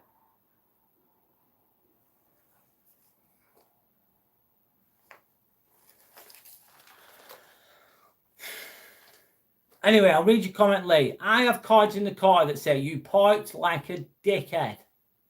So if I see someone point like a dickhead, they get a card. I give a few out. People's reactions are priceless. I should film it. Yes, it makes great content, Lee. You've got I think you're onto a Dragon's Den winner there, sir. Shit. Anyway, let me carry on with my topic the best I can. Imagine how much mental energy could be used for your goals instead of your worries. Imagine that. Imagine fucking that.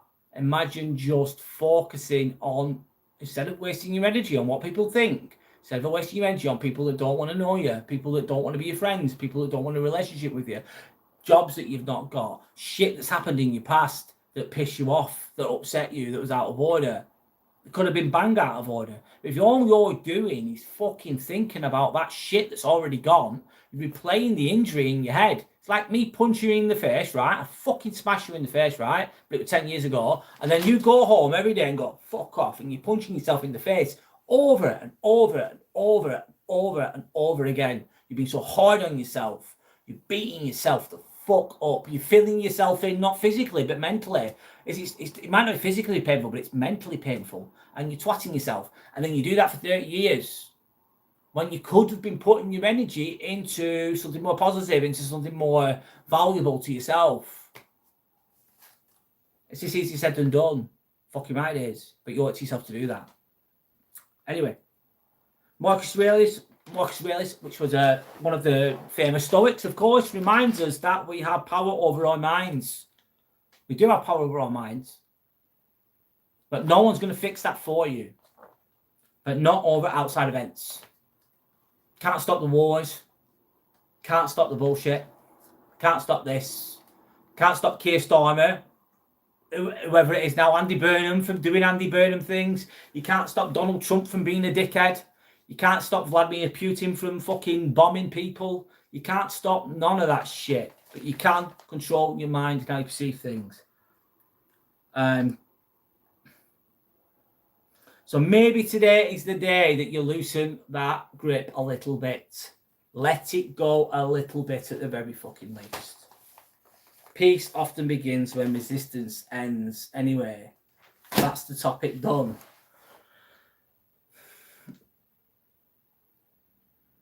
Anyway, guys, I'm going to start reading all the comments. So, let me go to the poll. Brad, don't waste your energy playing that injury in your head like that. No. I'll end the poll. I'll get rid of that as well. So 53% of people say they wish they could let go of overthinking right now. 22% said they worry about the future. 19% said the past. 6% said other people's opinions. I think we could all worry about those things potentially at some point. And there's probably loads of other options too. Anyway, I'm going to go to open chat. I think I've chatted enough on topic.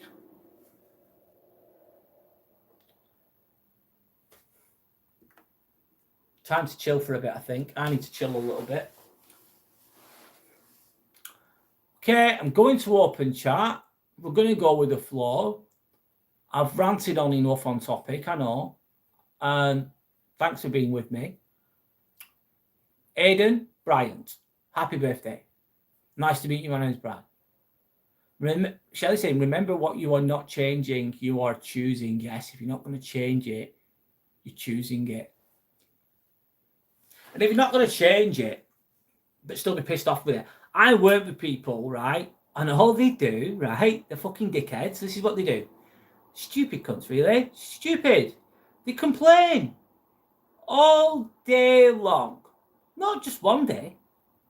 All year. And they're 50 odd. 55. 58. And they've been there 20 years. And they complain on steroids. That's all they do all day about how shit everything is. How shit the job is. How much they hate it. How much the reasons why they hate it. And the reasons could be valid. But that's all they do. They talk about it all day long and they never change it. That's just... What kind of a life's that? Do you want to live that life? I don't want to live that life. If you want to live it, you live it. But whatever. Anyway, and then sometimes with these certain negative individuals, if you're talking about something positive, they don't want to know. If you're praising something, they don't want to know. But as soon as you start complaining, their eyes light up and they go, oh, you're complaining? I'm all in on this conversation. You should see their eyes light up, man. They love that shit. It's like, oh. Everything's shit, is it? There's no point. I like this shit. This is a great conversation. What an uplifter this is. But they're so used to it. That's all they do. And then they stay there, not changing anything. What the fuck? That's my opinion. What are you doing?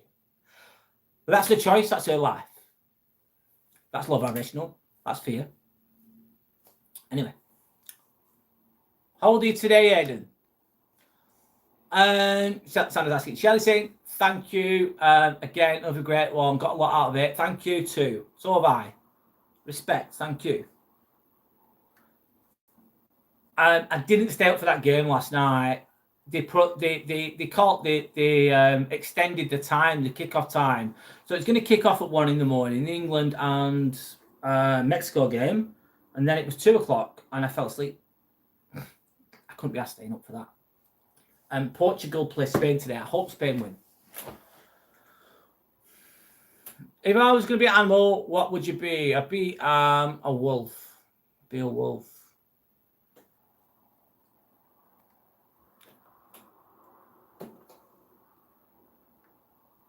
Or I'd be an eagle.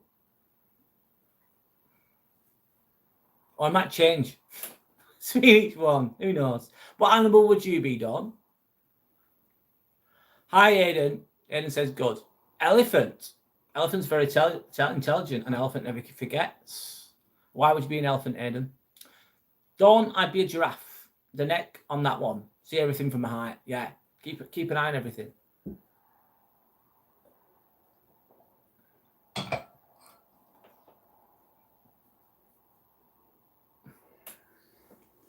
Or would you be a turtle like Timmy? Timmy said he'd be a turtle. He says he already is one. He saw it.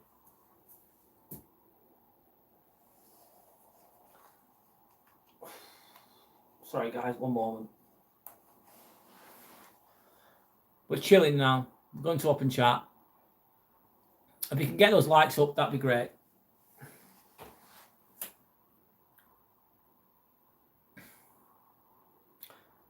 Shelley, as an anaesthetic nurse, I never choose to be a giraffe. LOL, they're a nightmare to intubate. Yeah. I've never had to see a giraffe in real life. Or a turtle. They live long, don't they? They always get there eventually. The turtle always gets there eventually, man. It might be slow. It might plod along.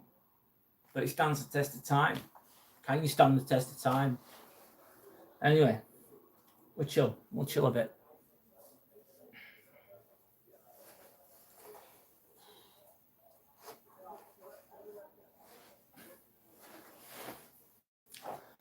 Just going to open chat now, guys. We have been talking about the power of letting go. We've covered that topic now. You can bring it back up if you wish to, but this is just an open chat. I want Spain to win, Lee, because I think Portugal got away with murder last time, Lee. I think they got away with too much, in my opinion. So I want Spain to win. Sandra will be a dog or a cat. Literal royalty life in society. Very loved and adored, yes. Or a horse. Vamonos, Sander saying. Portugal can drop dead. I think Sander might not want Portugal to win. Aidan saying England. Yes. I hope England win. Of course, they'll be playing Norway on Saturday, won't they? Hug giver. Hi, thank you so much for your support. That's very kind of you. That's beautiful. Thank you, hug giver. Namaste. Thank you so much. Hope you're okay. That's really nice, really kind. Timmy says thank you so much. That's very kind. Thank you for your support. Didn't expect that, but thanks. Beautiful, thank you. Brad, Sanders a cat. Needs staff. A dog is better. I prefer dogs to cats, if I'm honest. But I do admire the I don't give a fuckness of a cat, if I'm honest. They just don't give a shit. They're just doing their own thing. Good evening, hug giver. How are you? Hope you're okay. We have been talking about the power of letting go previously to this, but I've just gone to open chat again now. Anyway, I'm reading the comments. Dawn saying, I have nothing against cats, but I find them spooky when they glare at you and get upset when they eat birds. Yeah. By the way, I'm using my brother's account and my name is Dylan. Hi, Dylan. Are you old enough, Dylan? Is the question. This is adults only, by the way. Don't mean to be nasty, don't mean to be harsh, but it is adults only. Of course. You're 8 years old.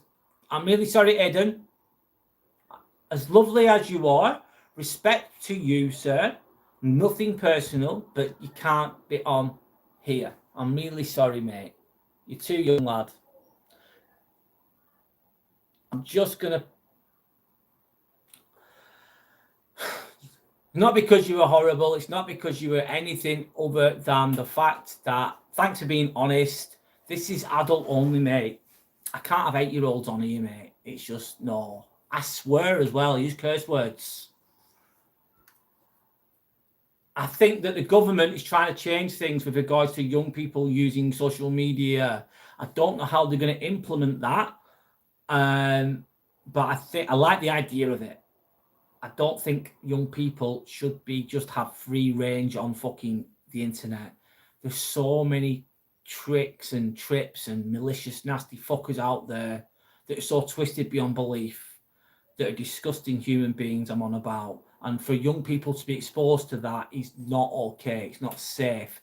And I can't fucking believe it's taken the government and all their fucking wisdom to just go, oh, by the way, we think it might be a good idea to regulate this. It's like, shit, yeah, no shit, Sherlock. You should have been doing it since 1999 or whenever. But anyway, that's my rant over.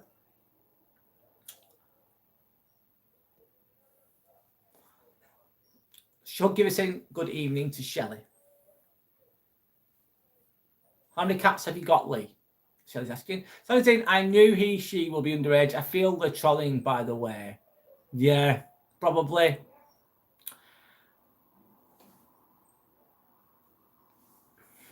Let them. Let them. They're going to do it anyway. Let it go. The power of letting it go.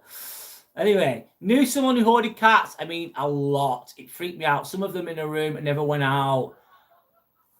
Oh, I bet it stank, Dawn. Like a massive, like 10, 12, 20 cats. I wouldn't like to. I know, there's too many for my liking. Lee Smith. Hi, Lee Smith. How's it going? I have no cat, Shelley. Hello there. Hello, Lee. How are you doing? Hope you're okay. Lee Smith, should I say, to not confuse. Lee Notman saying, just the one, Shelley. He's the king of the house. Don't give it his throwing out however moment. However, what if that was a typo and he meant 18? Well, we'll have to give him the benefit of the doubt, won't we? I'm joking. That's funny. Anyway. We've got two Lees. Lee Smith. Hug giver too late. Haha. It's all good. Hoarding can be, yes. People they struggle to let go of things. They hoard onto things extremely. Have an emotional connection to like an empty packet of crisps, and they collect all the packet of crisps and all the old newspapers and all the old this and all the old that. They don't throw anything away. Yes, it could be deemed to that. It could be linked to mental illness. Absolutely, Dawn Woodland. Shelley saying block. Don't talk to them kids. 1000%. Lee Smith is saying, not bad, thanks. Hope you're all well. Yeah, good, thanks, Lee. Lee Smith, thank you. Hug giver saying, I've got to go to court to give evidence on an abuse case. Wow. It's an interesting world, the court world. Not looking forward to it, LOL. Thank you. Thanks, Sander, for the rubies or whatever they are. Thank you. It's beautiful. Thank you. What?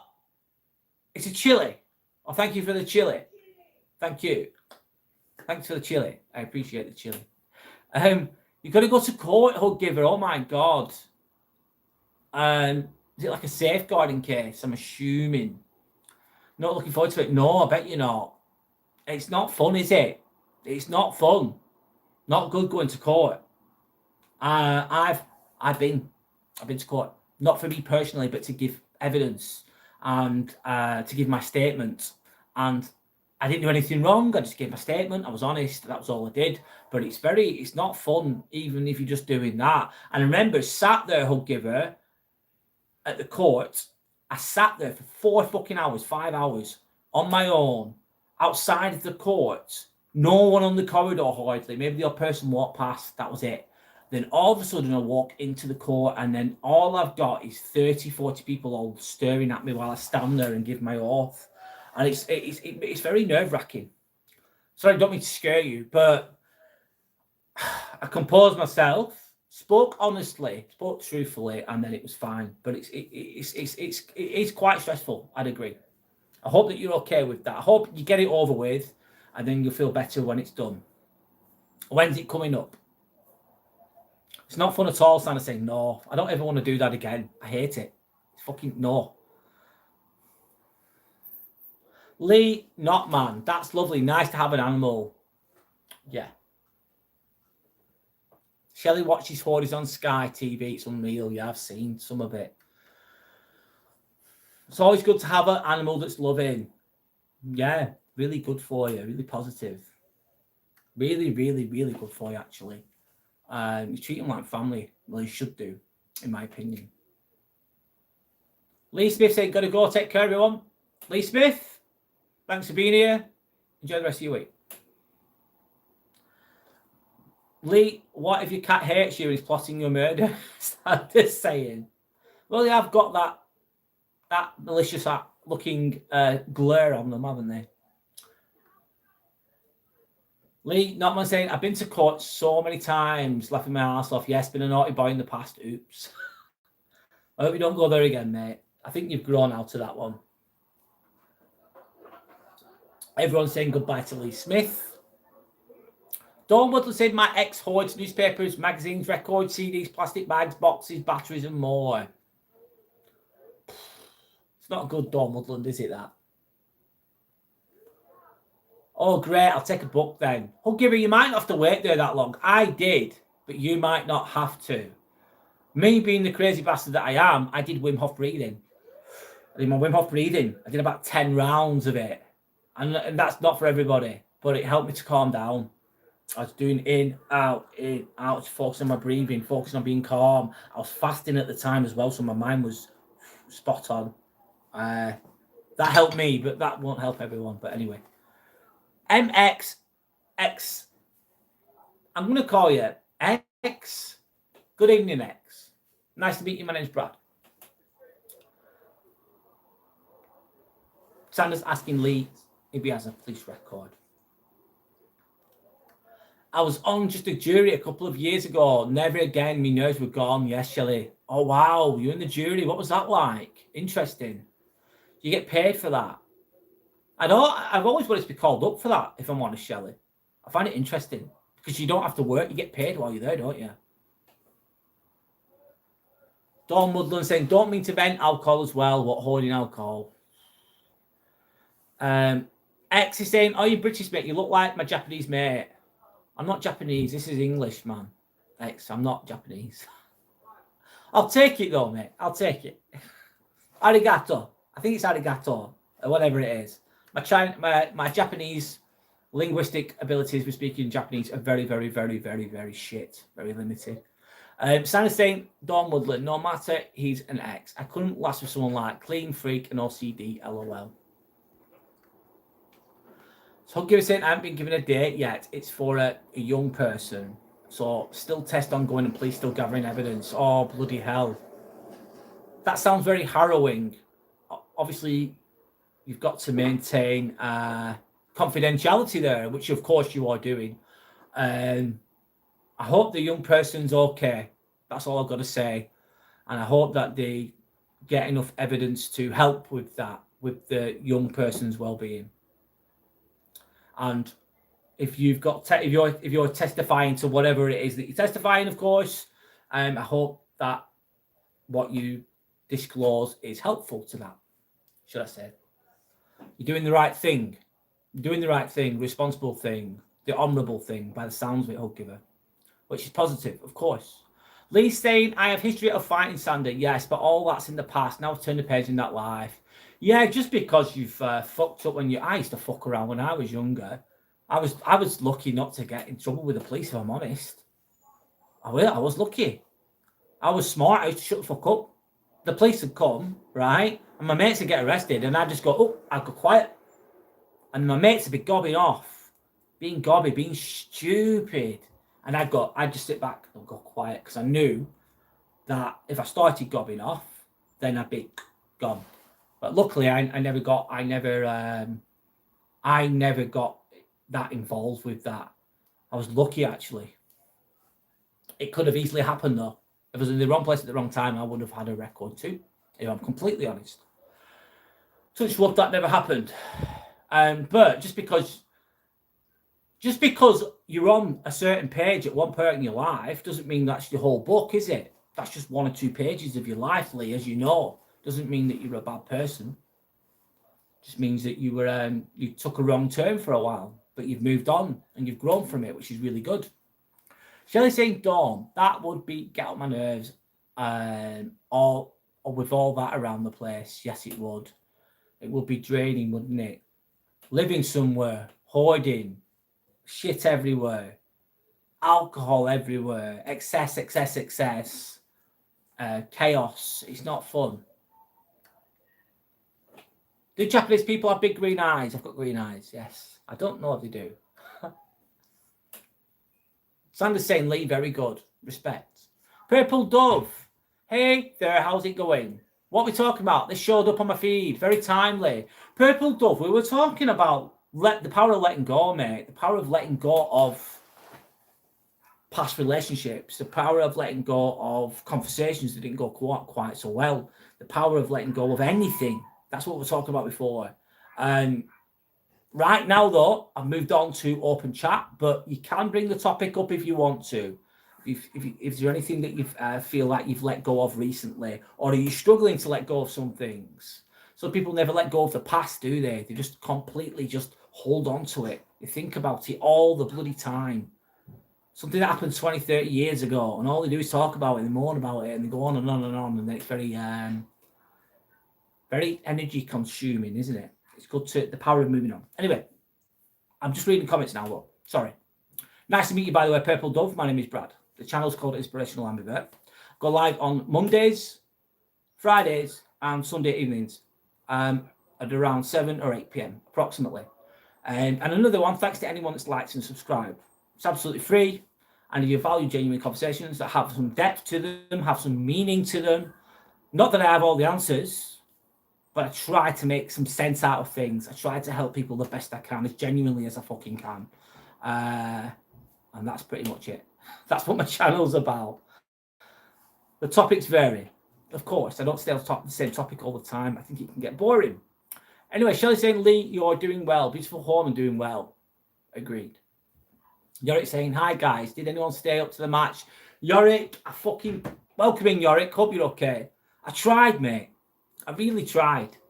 And then they prolonged it till 2 o'clock kickoff time. And it was 1 in the morning. I thought, for fuck's sake. And at 10 past 1, I fell asleep. I failed. I didn't watch it. And I'm really glad I did. I'm glad I fell asleep. But I'm glad we won. We won 3-2. Anyway, Dawn is saying, Woodland, he says it's his house. And if he wants to fill it to the rafters, he will do. You need to get out of the situation, Dawn Woodland. What are you going to do to change your situation? Or are you going to stay where you are? Is the question. Is there a way you can change your circumstances? I hope that you can. I hope that you do. You deserve better than that. You deserve better than that. I mean, you've got a nice quiet life now, Lee. Yeah, it's nice, isn't it? There's a lot to be said about living in a peaceful way.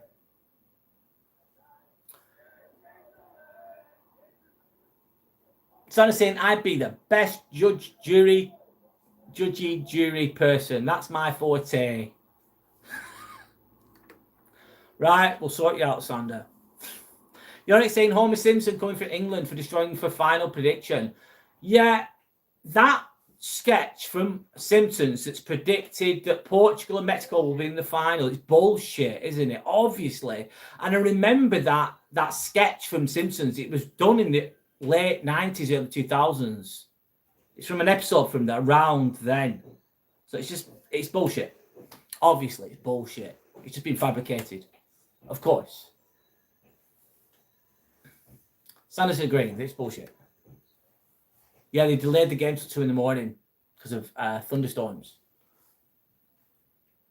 You enjoyed the match though, Yorick? Good for you, mate. I fell asleep. Yorick, I kept waking up to check the score. Yeah, you did. Thanks, Sander. I didn't. I was just gone. I was like, I'm done. I didn't stay up. And I'm glad I didn't because I had a really good day today. Shelley saying, Brad, pay for your lunches, dinner, your employer pays for your absence. Went on for 2 weeks, a manslaughter case. Wow. Wow, that's interesting. You're a jury for that. I'm not staying up so late for any match anymore, even if it's the final last. No, fuck that, Yorick. I value my sleep and my energy. Anyway. Santa's saying you're so wise, Brad. As are you. Thank you. As are a lot of people on here too. With respect, of course. Santa's saying Yorick, agreed. No chance. LOL. Too much, especially when I have to work in the morning. Yeah. Yorick saying like and subscribe. Thank you so much, Yorick. If anyone wants to check out Yorick's channel, Yorick has his own YouTube channel. He does a lot. He lives in London, so a lot of his content is in relation to him walking in and around London, checking out museums, checking out the O2 Arena, checking out other places in London. He also does interactive games on there too, amongst other things. So please check out Yorick's channel. There we go. Thank you, Yorick. So listen, Sander, you are also very wise. I'm just going to pin that, Yorick. 1 sec. I don't think I've pinned it. There we go.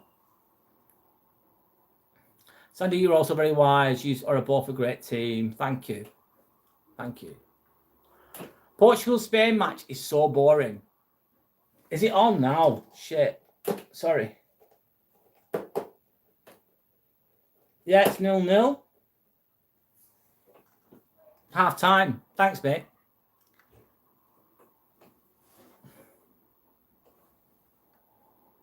It's either that or homelessness. Sorry, Dawn Woodland. Bloody hell. I'm sorry. I wish there was another way around it for you. I really do. I really do. I haven't gone live in ages with this World Cup going on. Fair enough, Yorick. You're getting your priorities right there, aren't you? You're watching the football. Fair enough, mate. Purple Dove is saying, thanks for the description. I'm struggling with letting go. OCD. Analysing friendships in a roundabout way. So how have you found it's best to let go? I just came back from a road trip and see myself sabotaging these relationships consistently. You're aware that you're doing it by the sounds of it, Purple Dove. So what are you coming from a place of fear with the analysing? Analysis paralysis, maybe. What are you analysing specifically with the friendships? How are you acting towards those people? How do you let go? You will let go by, you can't expect everyone to be the same as you. OCD, you like things a certain way. You like things to be perfect in your own way, which is nothing wrong with those things. But not everyone else is going to be like that. Not everyone's as tidy as you, for example. I'm just giving examples here. You've got to let people be who they are. And they're not always going to see the same things where you see them. And it's accepting and being at peace with accepting those things, I'd say. I'm trying to give the best advice I can here. How exactly do you sabotage the relationships? Do you know what, Purple Dove, though? What's amazing from you really is that you're aware of it. You're going, I'm sabotaging. I am doing this, you're saying. That shows a lot. That shows awareness. That is half the battle. Because some people don't even realize they're doing it. They just keep doing it and doing it and doing it. But you realize you're doing it. It's putting coping mechanisms in place, I suppose. And I suppose if you're getting really upset, it's having to channel that energy somewhere else, isn't it? Walking out the room sometimes is the best thing you can do. It's like you're going to say something bad, you're really annoyed. Your friend hasn't behaved the way you wanted them to. You haven't done what you expected them to do. So you feel like telling them off. You feel like having a go at them. And it's preventing yourself from doing that. Sometimes going for a walk. Or communicating with them, saying, look, I'm really sorry I do these things. And I get upset with this, I get upset with that. I don't know if that could help open communication with people that actually care about you. I'm sorry if that does not help, but I'm trying my best there. Does anyone else have any advice for Purple Dove with regards to sabotaging the relationships consistently, analysing friendships in a roundabout way too much? Shelley saying, subscribe, join the vibe. Respect as always. Strictly no kids. You will be removed. Yes, thank you, Shelley. Thanks to anyone that's liked and subscribed. You're saying, yes, even I wanted to fuck it when they delayed it to 2 a.m. But I needed to know if Simpsons prediction was going to happen. I didn't, but got a good, exciting match. That's dedication to the Simpsons cause there, sir. Yorick. You're dedicated to the Simpsons Nostradamus moment, and you approved it was a load of shit. You got there, mate. Objective has been achieved there, mate. Simranjeet. Simran. Hi, Simran. My name is Brad, and this is Timmy. I love you, Jelly. Yes, that's Timmy. You tree. Timmy says hello. Fist bump to everybody there. Thanks to anyone that's liked and subscribed. If you can get the likes up, that'd be great. I really appreciate the support, guys. Thank you. I'm just going to have a sip of water. I'll keep going the best I can. The red card emoji seems perfect with the World Cup and all. Yes. Timmy was fast asleep. So was I. I couldn't be bothered either, mate. Yorick was snuggled up asleep, can't be bothered. He loves his bestie and Sander. I meant Timmy. No worries. All right, Shelley. Yorick saying that Haaland guy's something else. Yeah, he looked really good, really strong. He's a unit, him, isn't he? He's really, really good. I think England will beat Norway though. Time will tell. If you've got any family you can speak to, Shelley's asking. Towards Dawn. You got any family? Anybody? You deserve to be happy, Dawn Woodland. You deserve to be happy. You're a good person. You're a good person. I'm sorry that you're in the scenario that you're in and feel like you're it feels like you're in a prison in a way. In a prison with someone who's not got your best interest at heart by the sounds of it. You deserve better. You deserve to be in a safe place. You deserve to be at peace and to be in a safe environment instead of a chaotic environment. I only want the best for you. I genuinely do. Anyway, Purple Dove saying, thanks, mate. Appreciate the advice. No worries. Purple Dove, though, I believe we all have the answers within us. We all have the answers. We all have the wisdom. Just got to find it sometimes. Dumble saying, I've got one, Shelley. I've got one. Maybe go down that avenue. Purple Dove saying specifically it's attacking friends based on their tone, what they say, feeling that they're not the friends I thought they were going to be, giving of myself and regretting it, seeing this happen over and over and over again. Wow. Thank you for your honesty. That shows a lot of courage from you, by the way.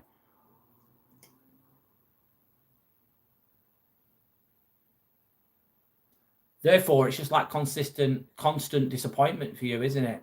You're expecting more from them. Could you say, Purple Dove, what are those friends like? Are they the right friends for you is the question. Because if you've got toxic friends, let's say, I'm not saying that you have, but if you've got people that are they're not the best people and they're your friends, You're going to get pissed off with them. Maybe they're not the right people for you. And maybe it's just finding the right people.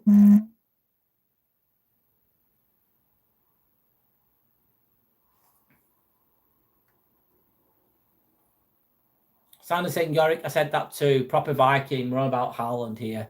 Not easy on the eyes, or Sanders saying. Who's the person you can reach out to? Shelley's speaking to Don. Selling a Range Rover, it's pink, fits one person, has a top speed of 12 mile an hour. Oh, that's fast, Lee.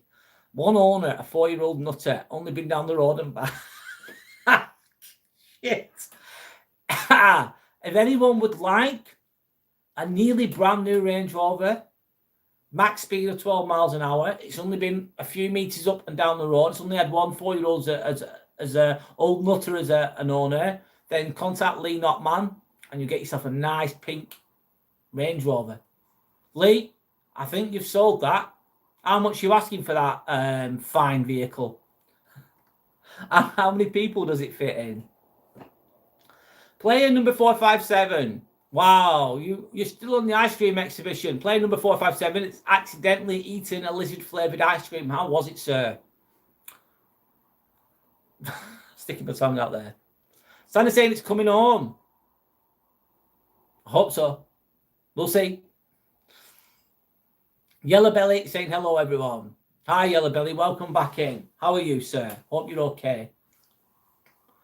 Sean Donnelly. Hi, I'm back. I saw you this morning, Sean, when I was working out. How's it going, Sean? Welcome in. Welcome in, Sean. This is what I usually do, Sean. I'm not usually working out on my lives. I don't do that often, if I'm honest. Maybe I will in the future. We'll see how things go. Most of the time, I'm just speaking. Sandy's saying playing number 457. No, mate. People are saying that Donald Trump will score the winning goal in the final for USA. Do you know what? You might as well do it. Fuck it. Get him to score the winning goal and just completely boycott the whole thing.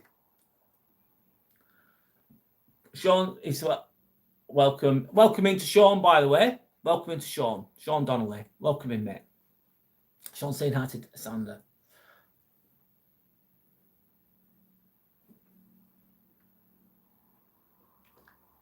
Sander saying, Yorick, he can barely sit down and stay awake nowadays.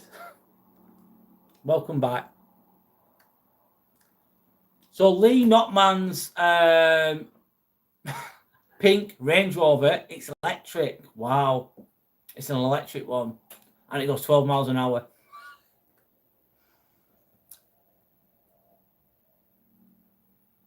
Timmy needs that. Yeah, Timmy could do with that. He says he's quite interested in the pink Range Rover. He's got a hankering. He's got a deep desire for that pink Range Rover. Timmy would love it, Sander, yes. Sander saying hello to Sean. You're having problems with internet connection. Sorry, Yellow Belly. Sorry to hear that, mate. It must be frustrating. Shelley's going, not the banana water again, please. Oh, no.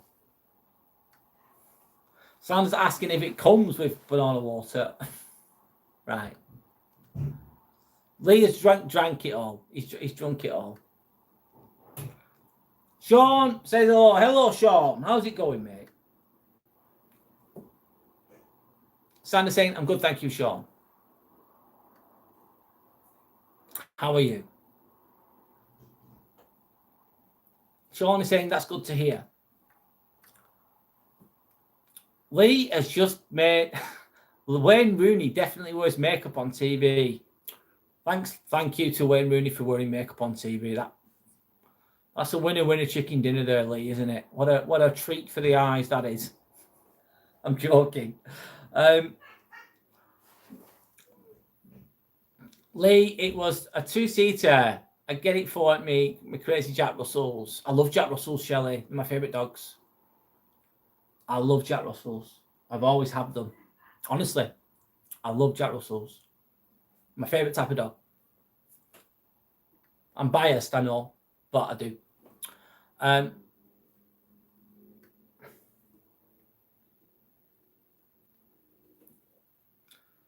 Are you okay, Sean? Hope you're okay.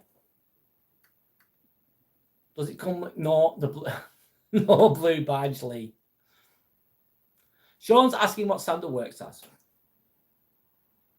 You're saying Saturday, 11th of July, 10 p.m. England versus Norway. Put it in your calendars. I'll be watching it, mate.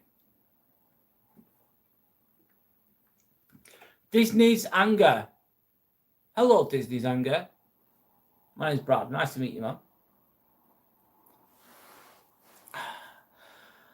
I'm reading the comments the best I can. If you can get those likes up, that'd be great, guys. If you can get those likes up, that'd be amazing. And if you've not subscribed already, then please do. It's absolutely free. If you value genuine conversations, if you value conversations that have a little bit of meaning to them a lot of the time, then just subscribe. It's free. I go live on Mondays, Fridays, and Sunday evenings around 7, 8 p.m. UK time. I do the odd extra live even there when I can. Brad, they're the best breeds. What? Jack Russells. I love them. I just love them. I'm very biased. I used to have one. Called Wilson. Yeah.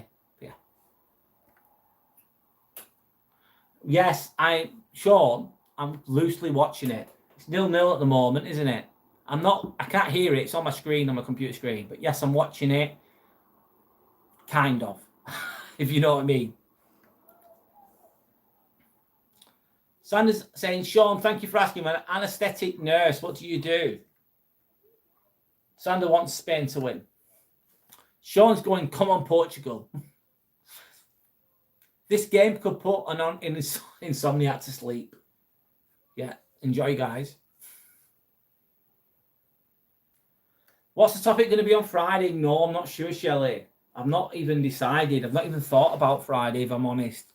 I'm going to look into it, Shelley. I don't know. I really don't know. I'm going to decide that in the next day or two, I'd say. By Wednesday, I'll make a decision on that. I don't know. Yeah, you said that today, Sean. You're working a career on. Respect to you, mate, for doing that. That's a hard job, mate. How long have you done that for?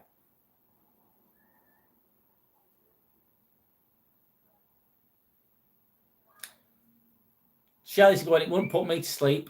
I'm an insomniac. Sander doesn't want Sander's Croatian. And obviously Portugal beat Croatia under questionable conditions, let's say. So Sander's definitely not on the Portugal train. Let's say that much. I just want England to win it, if I'm honest. He's done it for about 6 or 7 years. Wow. Must be very experienced. Respect to you. Respect to you. Sander's good. We've been robbed blatantly. Yeah, you did. You got robbed. You got fucking robbed, mate. You got fucking robbed, Croatia, when it was against Portugal. And then, do you know what they did? What did they do? Man of the match was Ronaldo. Fuck off. He was shit. He didn't play well. He scored the penalty. That's it. He didn't play well. He was holding the team back. In my opinion. I don't know if anyone agrees or disagrees. Who knows? But I can't. Anyway, I think it's a bit corrupt. Hence the reason they should let Donald Trump score the goal for USA just to make it more corrupt. Respect to you too. Thank you, Sean. Fist bump, mate. It's all good.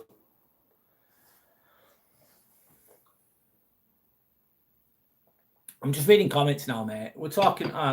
We're just reading comments. That's all I've got to say now. Johnny says, I think it was a great match. Who won doesn't matter. Fair enough. Fair enough. Goodbye, Sean. Nice to have you on. Hopefully I'll see you again soon. If not, look after yourself. Keep going, mate. Keep going. Keep going, mate.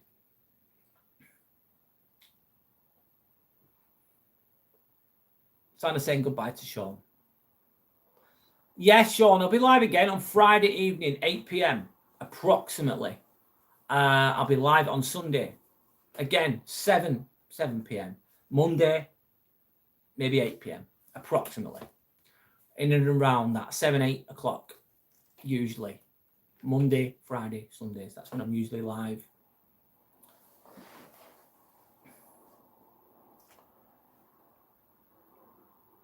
If I could do it more, I would. I'm glad I did it today. I did an extra one today. Sandra does have that competitive spirit. She certainly does.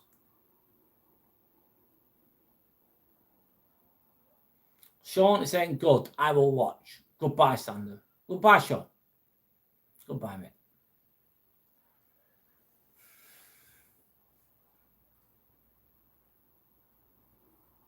Yellow Belly, are you still there? Is the question. I want to ask you something. If you're not there, don't worry. Well, you're not going to worry because you won't be there. I want to ask you something.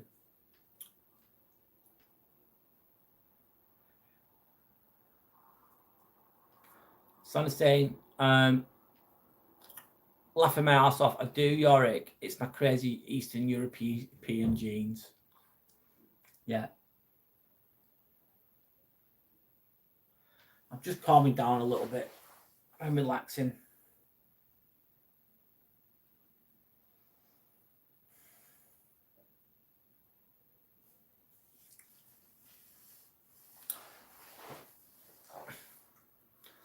Yorick, are you still there? Do you know about those rubies? What the hell are they? It's like rubies or something, gems or whatever. I think it's like trying to imitate TikTok a little bit on here. Have you heard about the rules as well, Yorick? That they're going to listen to this, guys. I don't know everything about this, but they're doing some. Oh God, doesn't sound good. This, by the way, in my opinion, but they're trying to change the legislation and policies in relation to. Thank you for the support, Sander. Thank you for the sparkles. They're going to change the basically they're going to push on YouTube the BBC, mainstream TV, ITV, BBC, all the mainstream channels. They're going to push them more for discoverability on YouTube.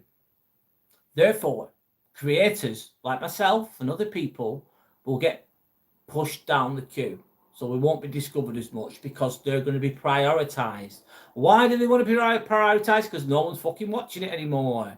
You might be watching the football right now, but usually most people won't be watching terrestrial TV. They won't be watching ITV and BBC and all that shit. So they're trying to change the rules to try and push these other channels first. Mainstream shit into your faces. So your algorithm will pick up BBC this, BBC that. I don't know how that's going to be implemented or if it's going to be, but they're proposing it. And they're trying to put that into place. How do I know? Because my YouTube studio has mentioned it.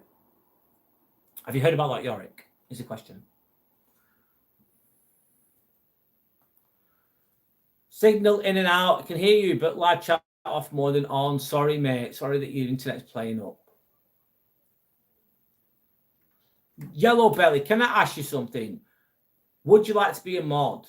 You don't have to be a mod if you don't want to. There's no pressure to do that. I'd like you to be one, if possible. I thought I'd ask you that. Again, you don't have to if you don't want.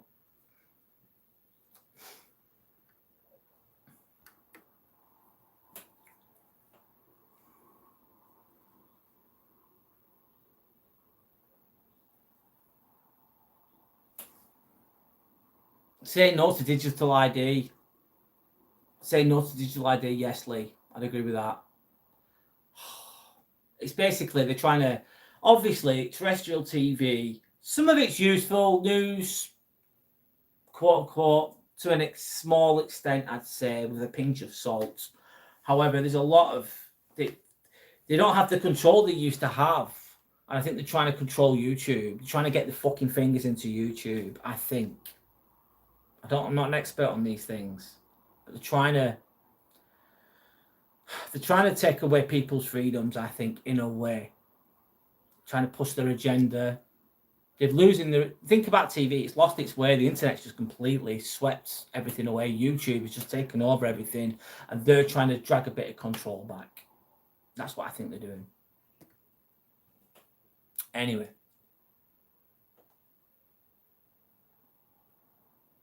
Why do we need a TV license? You can't drive a TV. Like it. Yeah. You don't even need to pass your TV license, do you? Have you passed your TV license? What do you mean? Yeah, do you know how to turn it on and change and use a remote control? Yeah, you passed. Well done. That's going to cost you loads of money. Well done. That's funny, Lee.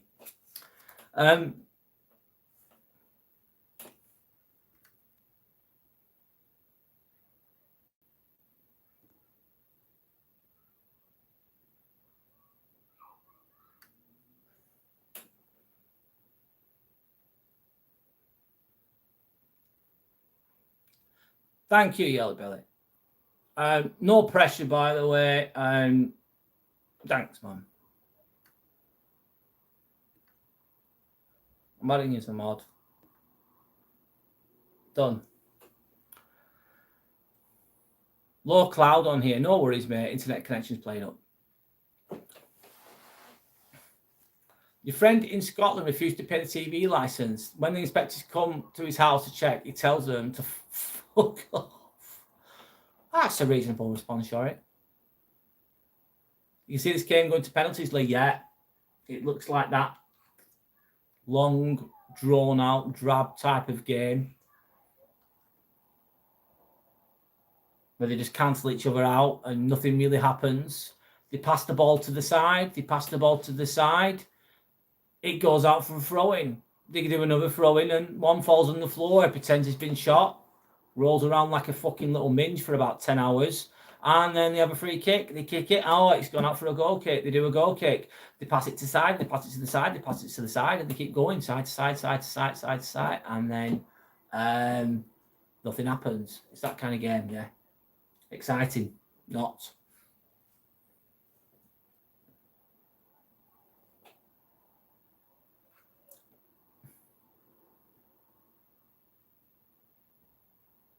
Yeah, thanks, Yellow Belly. Thank you so much. Yeah, Yorick, he'd ring me telling me to lock the door because they're coming and laughing my ass off. Who would? All right, your dad, to stop paying the TV license, yeah. It's just legalised theft, really, I suppose. It's a con. I'd agree. And what you're getting for your money, you're not getting a lot for your money if you're paying for it.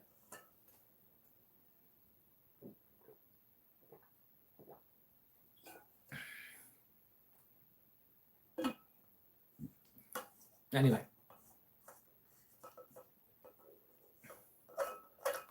Lots of passing, yeah. The Ring doorbell's really useful, Lee. You seem to be very, what's it called? Tech savvy, I'd say. You seem to be very tech savvy, definitely, with all the what they called. What's it called? Sorry, Mum. Sorry. The Ring doorbell. Yeah, very useful, mate. Very useful. TV license, €160 a year. It's shit as well, Shelley. It's rubbish. I understand paying for Netflix or paying for Amazon, £8 a month or whatever it is. At least you're getting, that's a lot more reasonable.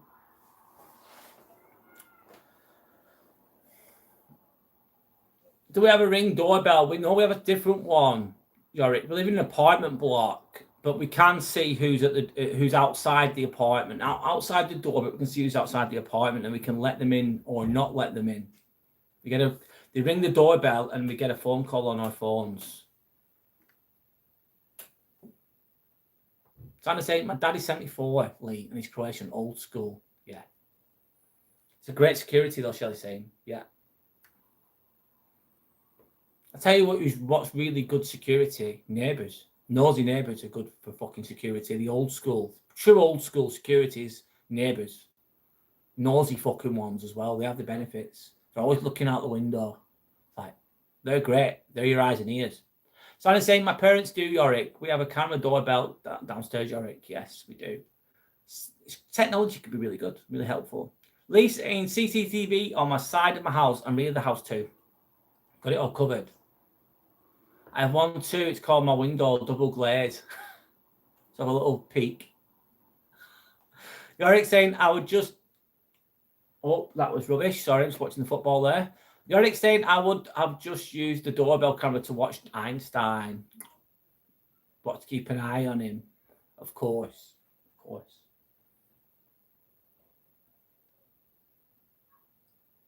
Watching a bit of the game, and it is unremarkably shit, isn't it?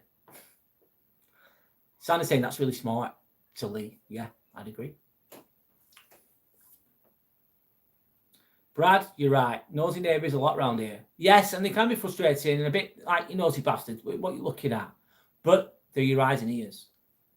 They're your security cameras. The OG security cameras, the nosy neighbours. If you've got them, they have the benefits.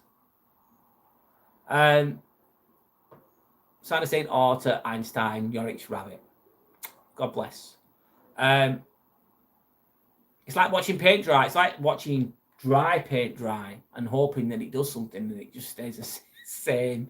Lee said, I've been tech savvy since I was a kid, like my gadgets. Yeah, I thought so. You came across that way with what you've discussed in detail as well. Remember, you're talking about microphones in detail and phones in detail and what they're called, the goggles in detail, and your what's it called? PS, whatever, 6 or whatever it is. Santa's very into technology too.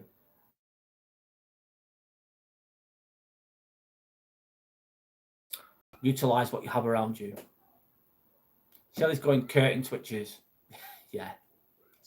Croatia needs to teach Portugal and Spain how to play exciting football. Yorick, that's very true. You got a great point there. Santa's agreeing, of course. It's true though. It's true. The evidence is clear.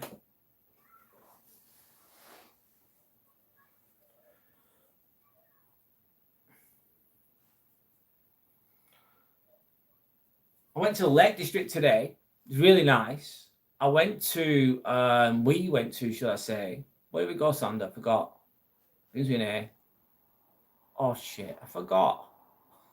My memory's gone. Not Ironside. It was really nice. It's near Estuary. Not Ambleside, Ironside. Went to Ironside, Lee. Not Ambleside, Ironside. And they've been there before. It's only a little bit, isn't it? Estuary. Where the, yeah, really nicely. I don't know if you know it. You might know it, because I think you're down that neck of the woods. It was nice. Nice, yeah. Nice, big old buildings. A couple of nice little stores or whatever, you know. It was really quiet as well. And you could just smell this, like, kind of sea air, kind of. No, it's not sea air, but it's close to sea air. And it was fucking nice, man. Free parking, nice little walk. It was lovely. Bit of fresh air, bit of decompressing, bit of appreciating the yeah, it was nice. It was fucking nice. Definitely. I think there's a lot to explore in the Lake District alone. There's many other places that are nice too. It just reminded me I need to do more of that, be in nature more. And just chill out and decompress a bit and not take everything so seriously all the time. Sorry, I'm just watching the game. Spain are going, let's see what they do, and they've done fuck all. Well done. They've done fuck all, well done. Oh, they had a shot and it was saved. Ambleside's nice too, though. I think it's a bit busier there, though, isn't it, Lee? Split's beautiful. The city of Split is beautiful. Agreed. Welcome back, Yellow Belly. For now, I hope that your internet doesn't play up. Did you have a nice time? Yeah, it was nice. I had a nice day. I had a really productive day.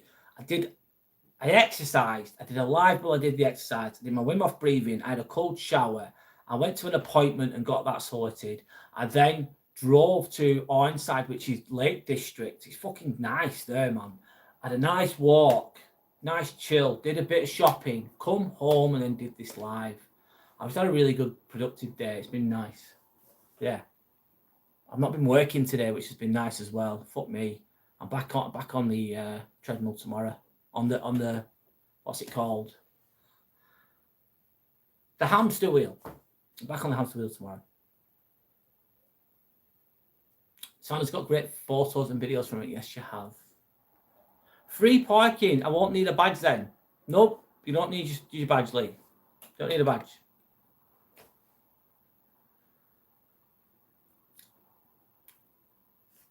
Hello, new Mr. Mod. Mr. Blue Jacket. Welcome in. 1 second. Let me have a sip of water. I've also bought him a beanbag. It's on its way. I know it's a bit weird and sad, but I bought him a beanbag. I've bought him a seat. And as you do. And he'll be sat on that throne on Friday, I think. Timmy will. You're starting to promote and put Split as a holiday resort to go on a short as you guys have been so many times and know every place. Yeah, I'll create some content in relation to that when I get the chance.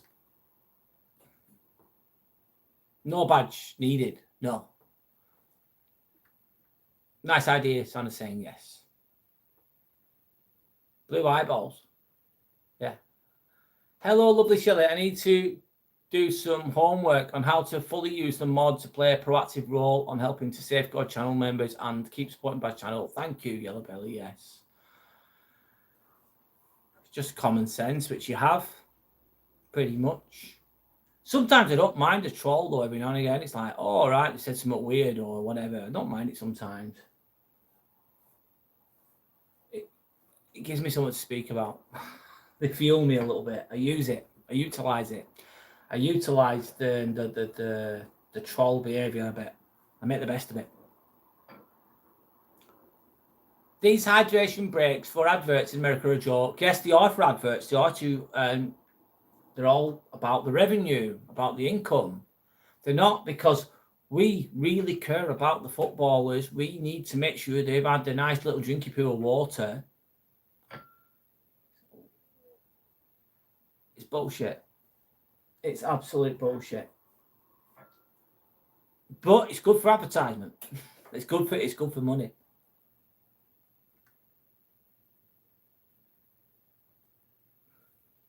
So I'm saying, Lee, you're a cheeky bugger. Don't know what you mean by that. Anyway.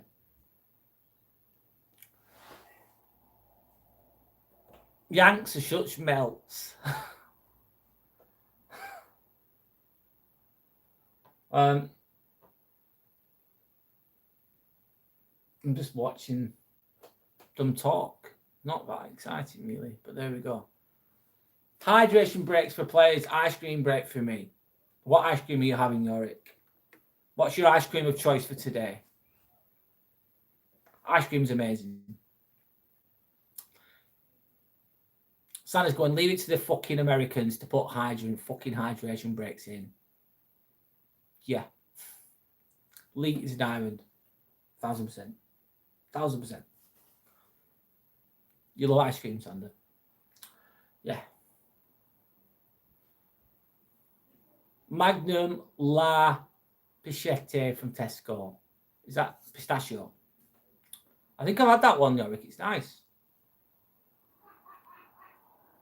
Thanks, Shelley Lee saying. That it's true, Lee. Pistachio. Ice cream. Yes, pistachio. It's nice.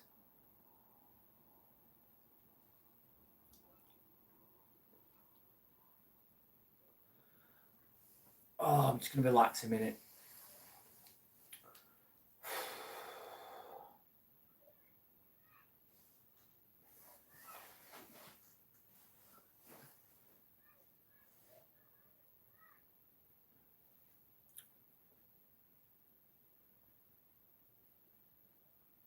Yellowbell's saying absolutely, Brad. Trolls have a purpose, just like penalties in football games. Yeah. Part of life. Trolls are part of life. They're not called trolls in real life. They're called something else, aren't they? Toxic people, assholes, narcissists, or whatever you want to fucking call them. But they're a part of life, mate. And if you wanted to start, imagine you're not used to doing boundaries, you're not used to it. You're like, you've never really done it. They're really, on here is a really good place to practice it in virtual, if you wanted to. They're like, it's like an easy way of field testing your boundary and placing abilities, let's say, if you go down that road, let's say. Yorick, it doesn't taste much of pistachio, lol, but it's edible. Sander accepts it.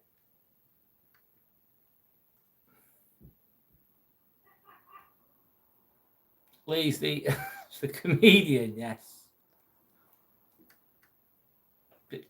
I'm no comedian. People just laugh at me. No, we're laughing. Well, one of you, we're laughing with you because you what you're saying. We're not laughing at you.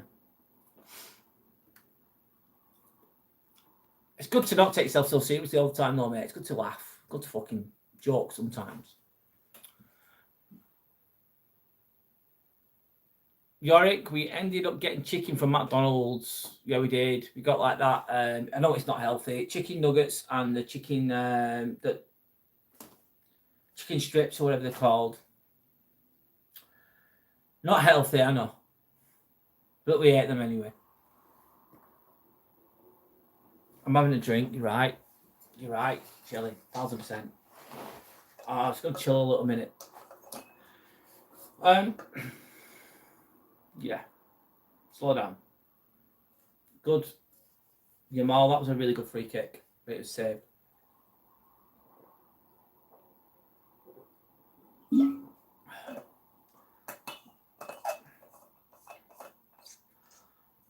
Thank you. Some of the trolls are nasty. Yeah, they are. They really are. They really. Some of them are really sneaky too. Some of them, they come on, they pretend as nice, and then they get your trust, and then they're very covert. They're a bit sneaky, a bit smart, like a smarter troll, I'd say, and they're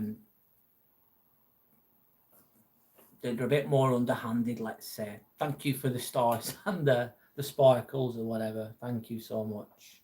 Trolls are lost souls who sit in damp, dark rooms detached from humanity. You've nailed it there. You've nailed it, Yellow Belly. They're lost souls that are trapped, that are full of fear and insecurity and apathy or whatever. And they're sat in a dark room and they're just fucking lost and they're just desperate. And the only way that they can get some validation is just try and upset someone else, try and drag them down into the darkness. And if they can upset you, they can rattle you, then that's a win for them. If they can get some attention from you, sometimes that's a win. Like any attention is better than no attention kind of logic. Not that that's a healthy thing to do, but that's what they'll be coming from. They're detached from humanity, just festering. It doesn't end well. It's not a happy, fulfilled life, is it? But what can you do? You'd be the architect of your own demise in a way. That's what's sad. It's sad, really. It's fucking sad. Sad life. Anyway, for the troll, I'm on about, of course. They can upset people, though, yeah. I don't like it. I don't mind it if they attack me. I'm fucking sound, me, man. Like, attack me all day, troll, whatever. Fucking say some shit, whatever. I'm good. It's just when they attack other people, I don't like that. They attack me, I'm good. I'll just whatever. But I don't like it when they ever go others. But it's also, in a way, they're a good field test for your own self-esteem and where you're at. And if you're getting rattled by them, then obviously I'm not excusing their behaviour. It's out of order. But if they've hit something, if you say something to me, call me a dickhead, right? You call me a dickhead and I'm insecure about being called a dickhead. That's also something I could work on. It's highlighting something I could work on.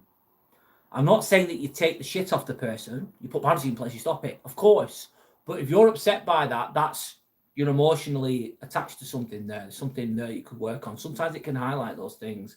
Maybe I'm thinking a bit outside the box there. Trolls are just people with low self-esteem. Yeah, big time.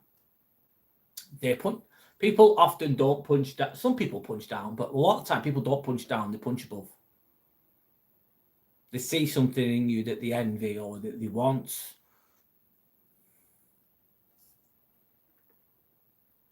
I'd rather die laughing than die crying. 1000% Yellow Belly. Yeah. Real life trolls are a thing too. Oh my God, of course they are. They really are. And they're harder to deal with in real life. They're harder. But they are a thing. They are a fucking thing.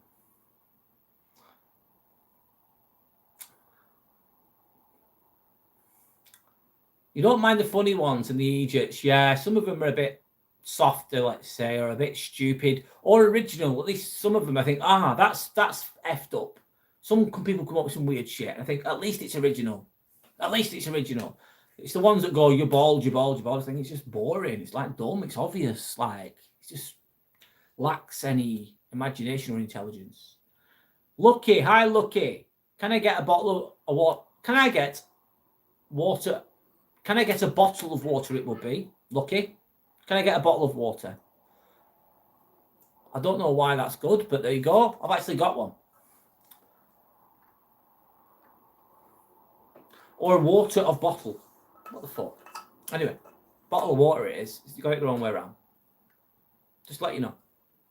Yeah, bottle of water, mate. There you go. Why do you want me to say that? Why does that sound good? I don't know if that sounds good to me anyway. Sounds a bit shit to me personally, but there you go. Bottle of water. Like that, bottle of water. I don't speak like that though. Some people do, but I don't. Lee saying, yes, Shelley. The idiots, the idiots, those are something else, LOL. Sandra's bringing back the banana water. Drink with caution. Please. The other thing, troll a files. Yeah. Techno. Hi, Techno. Is it Techno? Hello, Techno. You retracted your message, but that's fine. I'm saying hello to you, Techno. How are you? Gus. Your name is Gus. Who's Gus? I don't know who that is. Shelley saying, Brad, yes, I agree. I used to get rattled by some of them, and not now. No, that's a good sign. That's a good sign.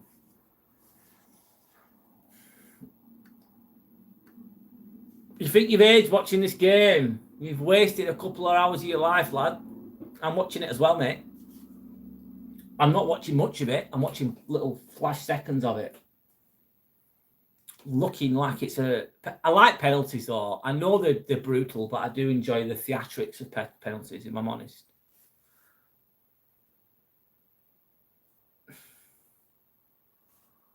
This game will extend for sure. You've got Iron Brew. Enjoy. The minute you mention the trolls, they come in. Come on, trolls. They probably won't come in now because we want them in. Not really want them in, but we're mentioning them.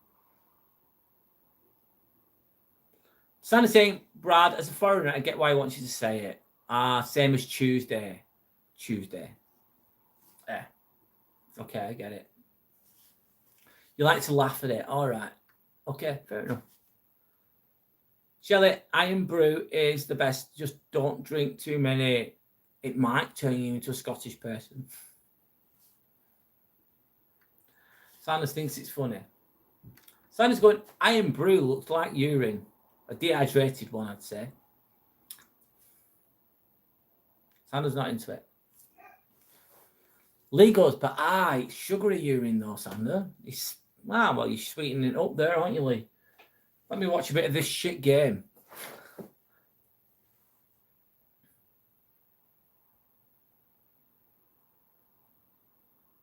I prefer, what's it called? San Pellegrino's much nicer. Miles nicer. In my opinion. Shelley's going sweet piss. Yeah.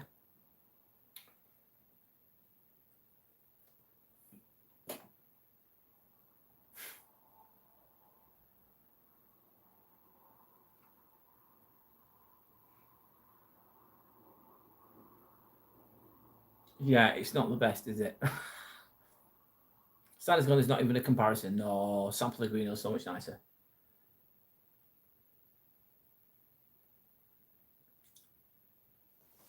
But each their own, of course. Hi, Rob. How are you? Good evening. We're just chilling right now. I'm kind of watching this really shit game of football with Portugal and Spain. Reading the comments. San Pellegrino is sweet nectar compared to that other shit. Yeah, I'd agree. I'm Brew's okay. I think it's all right. Shelley says hello to Rob. Rob saying absolutely fantastic. Thank you. Thank you, Yellow Belly, for your gift. Thank you, sir. Thank you so much. For the sparkles or whatever they are. Thank you.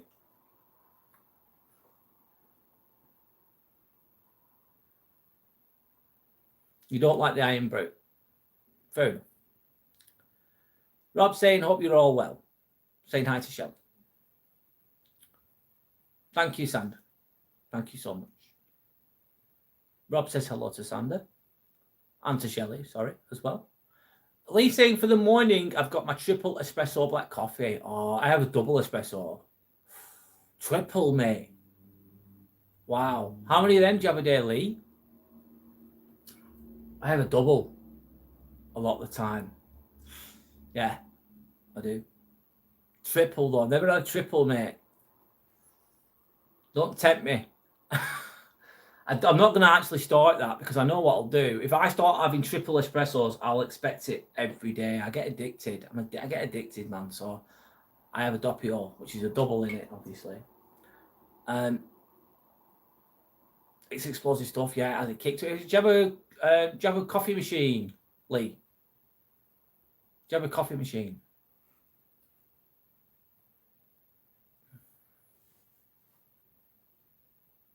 I'll tell you what I really like. Was it affogato? Affogato is obviously Italian. Affogato is like a shot of espresso with the ice cream. So they pour it over the ice cream. That's got a kick to it too. Espresso is full of antioxidants. Lee saying no like coffee machines. I prefer the kettle. Yeah, well, it works. It works.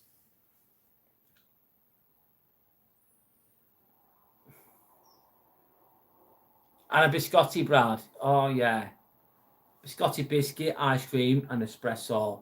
Affogato. Affogato is it's like a dessert. The hot and the cold together. The hot of the coffee, the espresso, and the cold of the ice cream. It goes, oh, it's fucking nice. I like that dessert. It's got a kick to it too. Lee, love my black coffee. Drink too much. No wonder I have insomnia. How many coffees do you have a day, Shelley? I have 3 a day. I don't have any more because I know I'll get addicted. I'm a coffee addict too. Have you ever quit coffee, guys? Have you ever quit it? I've quit smoking. I've quit drugs. I've quit drinking. Right? Not easy things to quit. Failed at quitting them so many times. I quit coffee once. I quit it for about 6 months. But the first week was fucking horrendous. I had headaches. Really bad headaches. I felt really tired, really fatigued. I felt like I was ill. I get really bad headaches because of I'm really tired, like my eyes wanted to close. And that's how I felt for a week once I quit coffee. And back then, I was drinking, I wasn't even counting how many coffees I was having. I was just fucking downing them. Now I stick to 3. I started back with coffee, though. I don't think it's a bad thing. It's a drug. Of course, it's a drug. It's not a bad drug, though. Of course not. Antioxidants in there as well, like Sanders mentioned. I quit sugar 5 years ago. I can't stand the stuff in a brew. Yeah, I used to have tea 2, coffee 2. And if I didn't have the 2 sugars in it, Lee, I wouldn't drink it. But now I don't have any in. That's a good thing. You just get used to it, don't you? I know someone I used to work with, I am not joking, she used to have 8 or 9 sugars in her tea and her coffee. And she'd be drinking them all fucking day. She was unhealthy as fuck. 8 or 9 sugars in a coffee or tea. That is fucking mental. That's what she used to do. I only know one person to do that. So saying 3 before 1 to work, 2 in work, could be another 3 to 4 after that. You have 3 in the morning, 2 in work. That's 5, 8 or 9 a day. If that works for you, that works for you. It's hard to quit because your body expects it. I think there's like little receptors in the brain, and when the coffee's not there, the receptors start to scream. There's much more science to what I'm saying to this, and that's what gives you the headaches and the cravings for the coffee.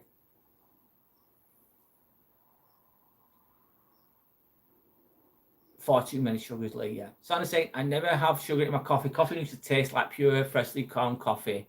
Ideally beans a cup. I've got a coffee machine. I've got a coffee machine here. Oh, it's so good. And the coffee beans. You can smell the coffee. It's fucking nice. It's nice.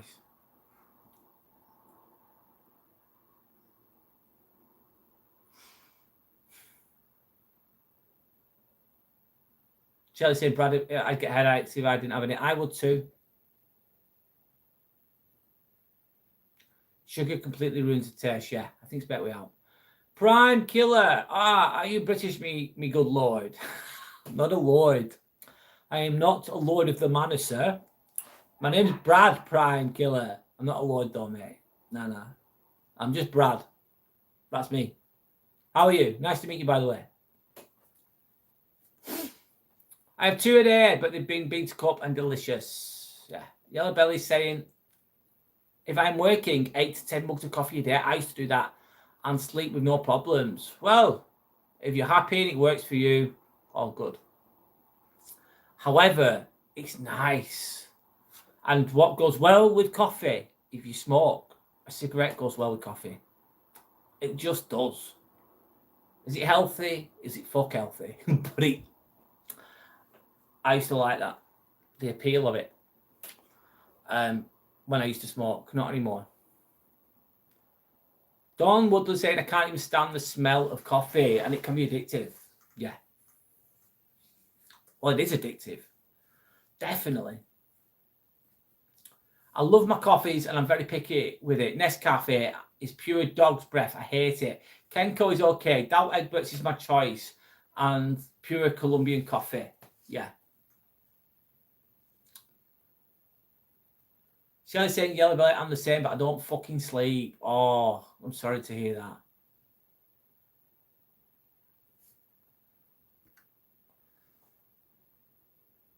Lee, I'm with you on the Dow Egberts. Yeah, it's one of the better ones.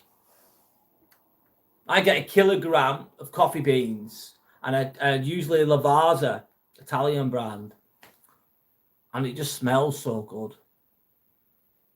It smells so good. At work, I just have Nescafe, whatever. Kettle, whatever. Prime Killer saying, Brad, hope you have your boo at hand getting hydrated. What do you mean by that? Sorry, Prime Killer. What's boo? I don't know what that is. Can you elaborate? Don't know what you mean, mate. Lee's agreeing that Dow Egberts is a really good coffee, yes. I try and get it when it's on sale as well, to save a bit of money. Have you ever tried caffeine-free on your last couple of days, Shelley? That could help. That's a really good bit of advice if you want to minimize it. Thank you, Lee. Thank you so much. Thanks, mate. Thank you for the gift. Thank you so much. I appreciate that. Thank you so much. That's very kind of you to do so. Thank you.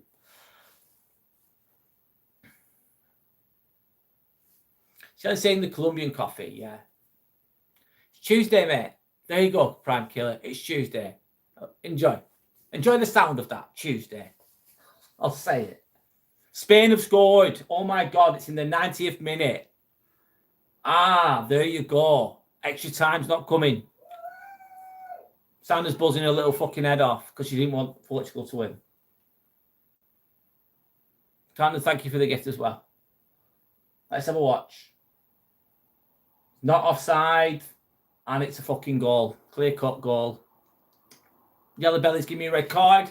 Thank you. Oh, thanks, guys. Thank you so much. Let's see. Yep, it's a goal.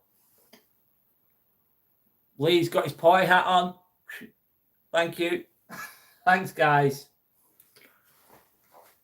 Thank you so much. Sanders saying, even at work, I've got pods, LOL, and everyone says I'm posh. What they called pods, what they called them. I forget the name of them, Sanders, sorry. The brand, the coffee machine for the pods. Thank you for your support, guys. I appreciate you all. Thank you so much. Tassimo. Sanders saying, no, honey, I'm just European. I've got good taste. Hi, Paula. How are you? Hope you're okay, Paula. Welcome back. How are you? Hope you're okay. Welcome in. I'm just reading comments now, Paula, as you can see. We're just chilling. Sanders loving the football. Let's see what Portugal do now. I don't think they'll find anything there. Prime Killer says, we really care about each other's interest. We really do. We care about other people's interest. It depends on what the interest is. It depends on the individuals involved, Prime Killer, I'd say. Shelley saying never tried that to Yellow Belly. Thank you for your support, by the way, everybody. Thank you so much. I appreciate it. I really appreciate it. Thank you. I'm just watching the rest of this game. And it's not looking good for Portugal. Of course, they're 1-0 down. And they've got 3 minutes to rectify that. That's so cool, the red card. Thank you. The pods are nice. Yes, they are. The Tassimo pods. So I'm saying, Shelley, yes, they're average, but still better than instant dry coffee. But the best coffee comes from beans, cup, freshly ground coffee machines. Yeah, it does. Yeah, it really does. Once you've bought the machine, the coffee machine, and if you maintain it, you look after it, the coffee, and it's got the coffee bean grinders on it, and it's really good. There's cafetières as well, isn't there, that you can make coffee on. It's a bit more time and energy required, but it tastes better. Depends what you want, what you're happy with.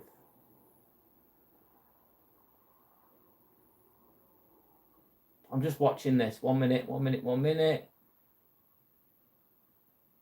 I'm just watching the game. It's got 2 minutes left, just under.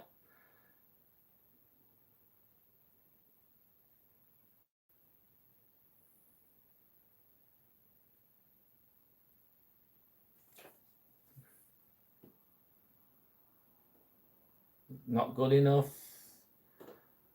Sorry, guys, just watching. McDonald's coffee is okay. What's it called? Greg's coffee is okay too. It's not too bad. Costa's okay. But my opinion is that a coffee machine is better than Costa or Starbucks. The coffee's better. It's better. And if you're going to buy Starbucks and Costa all the time, you probably save money overall. If you're going to buy coffee from Costa or Starbucks all the time, you'd save money if you got yourself your own coffee machine. But everyone's different with this, of course. You can get a really good coffee machine and make better coffee at home. Miles better than Costa and shitty Starbucks. Even mocha pot machines are better than that. I'm a coffee connoisseur. There's no Greg's there, Shelley, is there not? In Ireland. In Dublin, let's say. Not a fan of Starbucks. It's very expensive for what it is. I think they've been done for not paying tax. Starbucks and Amazon. Right, there's a few seconds left. This is the last chance, I think. Oh, that was nearly in, but not quite.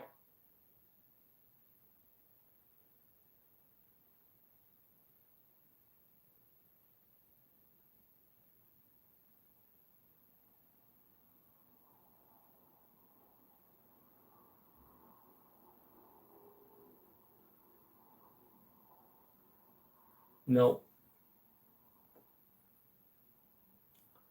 Monkey coffee, I've never had that.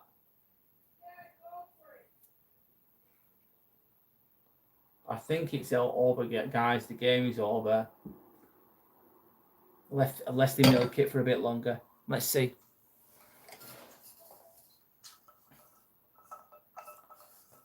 Starbucks is just the branding. You're not getting the real coffee, but it's okay.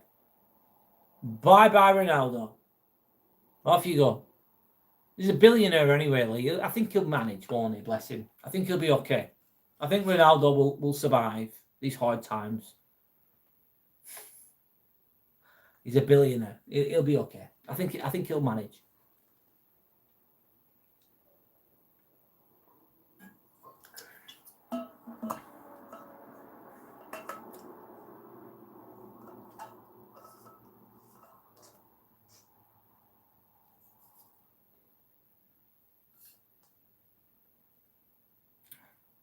I'm just watching the last bit.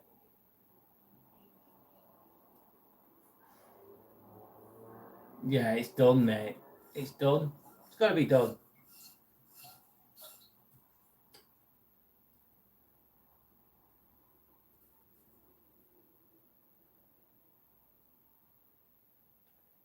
Oh, it's a free kick. Oh, sorry, guys. That's on. It's not over yet, Lee. No, they're giving them extra time, aren't they? I think they're favoured. Being a bit cynical there. My American customer made me a coffee today. The mugs are getting bigger and they rush off my nipples. Shit. You got an American customer. What was he like? He or she like? Oh, thank you, UFO disclosure. Thank you. Wow. That's amazing. You're parking the buzz. Thank you so much. Thank you for parking the buzz. That's amazing. Thank you so much.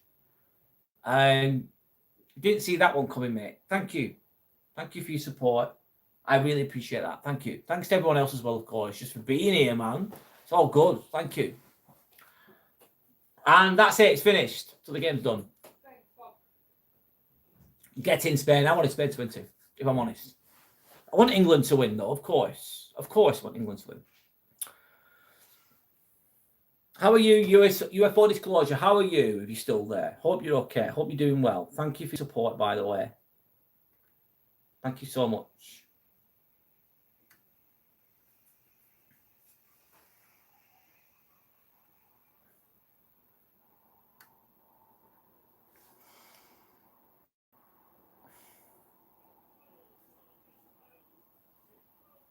That look on Ronaldo's face is priceless.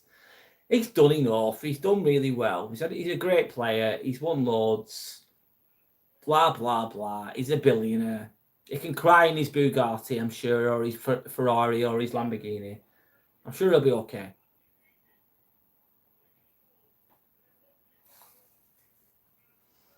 How are you? UFO Disclosure, how are you? Hope you're okay. Hope are you still there?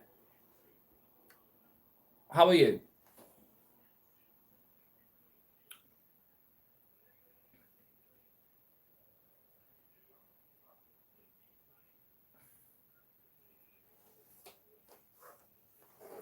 And that's it, they're out.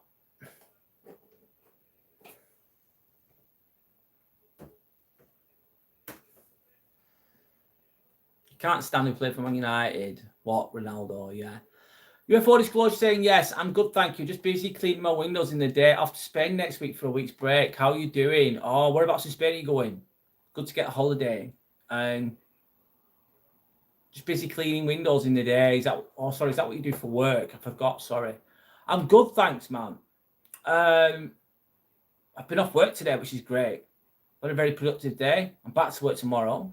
But I've had a good day, thank you. I'm nice and chilled. I'm here. It's all good. How are you is the question. Oh, you said I'm good, thanks, sorry. Whereabouts in Spain are you going is the question.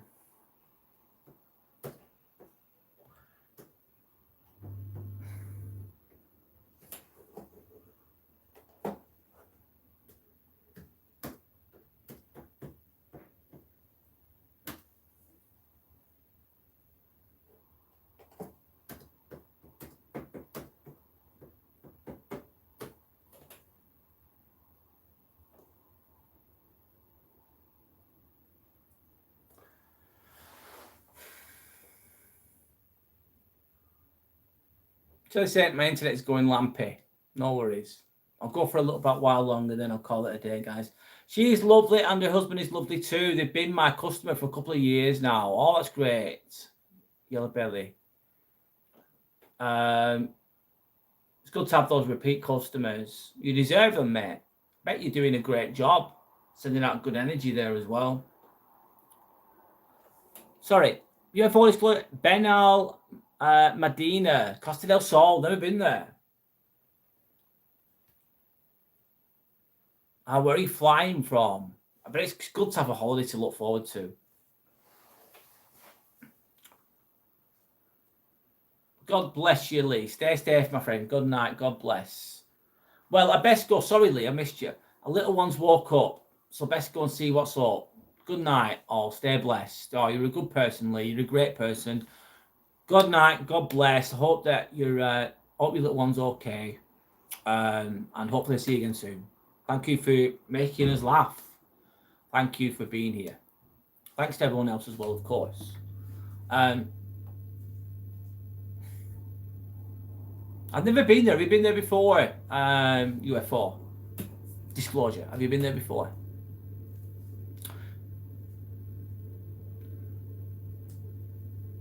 What do you do in the winter, Yellow Belly? Yes. To keep yourself ticking over a bit. It's like you've got to harvest in the summer, collect what you can in the summer, and then what's it going to say then? And then just save up your nuts for winter, for hibernating in a way.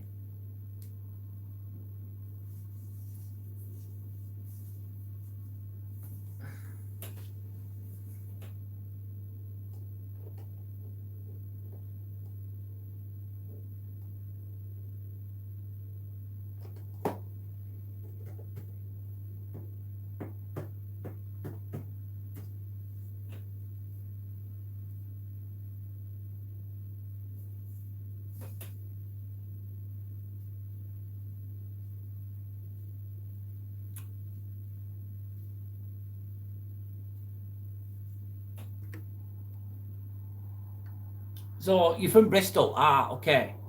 It's near Bath, isn't it? Only an hour and a half from me, so not bad at all. No, never been to Spain. You'll have a good time, mate. You'll have a good time. It's good to have a break. Good to fucking decompress and just soak up the sun. I've just made you laugh. How made you laugh? I don't know how. I'll go for a little while longer. I've been going for 3 hours, haven't I? Oh, sorry, guys. Yellow Belly's saying not much work for me in the winter, Shelley, so probably have to start looking for other work to fill the gap. Delivery driving or something like that. Maybe Amazon or, I don't know, Deliveroo or something like that. Keep ticking over, yeah. Hustling all the way there. Fair play. Fair play. Shelley saying that's great, Yellow Belly. Keep you ticking over, yeah. Yellow Belly saying my little business is on FB Pondon, Lawns and more.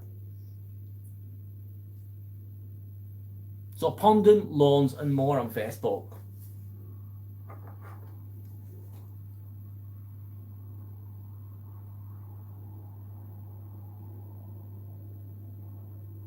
Oh, when I said that, cover up, yeah, keep them warm. Keep them warm. I get you, Shelley. I get you, Shelley. Yeah. I didn't mean to be funny, but it made you laugh. It's good.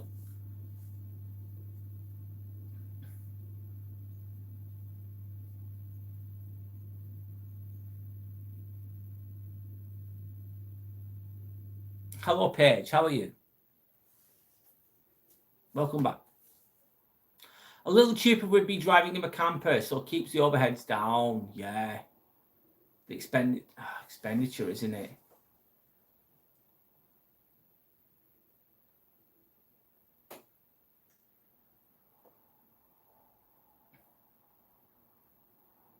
Yellow Belly saying hello to Paige.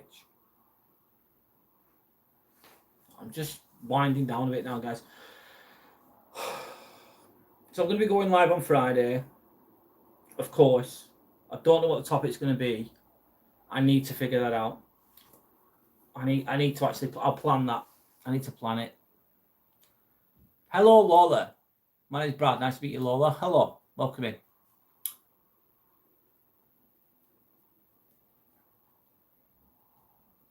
Shall I say Yellow Belly? Yes, it will be a little bit cheaper for you. Good. Paige is saying, hello, I'm good. Also, my arm's officially not broken, and I'm discharged from the hospital. Oh, good. I'm glad your arm's not officially broken. I'm glad that you've healed. That's good. That's positive. And I hope that it never happens to you again, Paige. Of course not. I'm glad that you've healed up. Dawn would have said, Brad, you ever thought of being a union rep? I think you'd be good at it. Yeah, I think I would actually.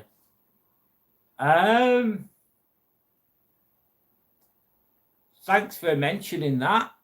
Thanks for suggesting that, should I say. Being a union rep. Being an advocate for others. Maybe. Thanks for planting the seed in my head. Let's say that. Hi, Vince Varlan. Welcome back. Welcome in. Hope you're okay. Union rep would fit you. I'll think about that then. I'll think about it.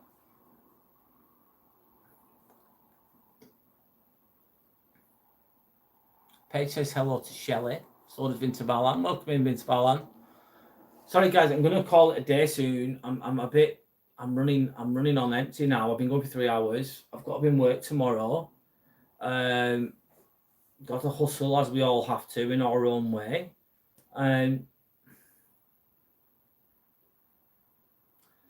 You've nailed it there. Dawn Woodland saying you're good at seeing two sides of the conflict. Yes, I would. I always try to understand other people's perspectives. I always give people the benefit of the doubt and hear people out. I try to anyway. Paige. I don't mean to be a Paige. Can I say something? I want to be honest. I really want to be honest. You're a lovely, lovely person. You really, really are. However, I can't have young people on here. It's for adults only. I'm really sorry. It's nothing personal. It's not because you're a bad person. You're a good person. You're a kind person. You're a lovely person. You really, really are. However, I can't have young people on here. It's not because you're a bad person at all. It really isn't. I'm just being honest and open. It's for 16 people. It's for age, I'd say at least 16, 17, 18 and above. And that's the way it is. Sorry, Paige. You're lovely. You're really lovely. But I'd rather be honest with you. Anyway, JD, my name's Brad. I'm calling it a day, guys. Thanks to anyone that's liked and subscribed. Thank you for the support. I hope you all have a good week. Look after each other. Too young on here, yeah. Too young. It's not the place for that. It just isn't. I think they're going to be regulating that in the future as well. The government's going to be regulating that. And I understand why. And I need to be responsible and respectful. That's where I'm coming from. I'm coming from a good place with that. Anyway, JD, nice to meet you. I'm gonna have to go though, guys. I'm tired. Have a good week. Don't take any shit off people. Be kind, but don't take any shit. You know the drill. Thank you for all your support. Thank you all for being here. I really appreciate you all. I genuinely do. And hopefully, if I see you on Friday, happy days. If I don't worry. It's all good. Thank you for your time. Good night. God bless. And hopefully I'll see you all again soon. No worries, it's all good.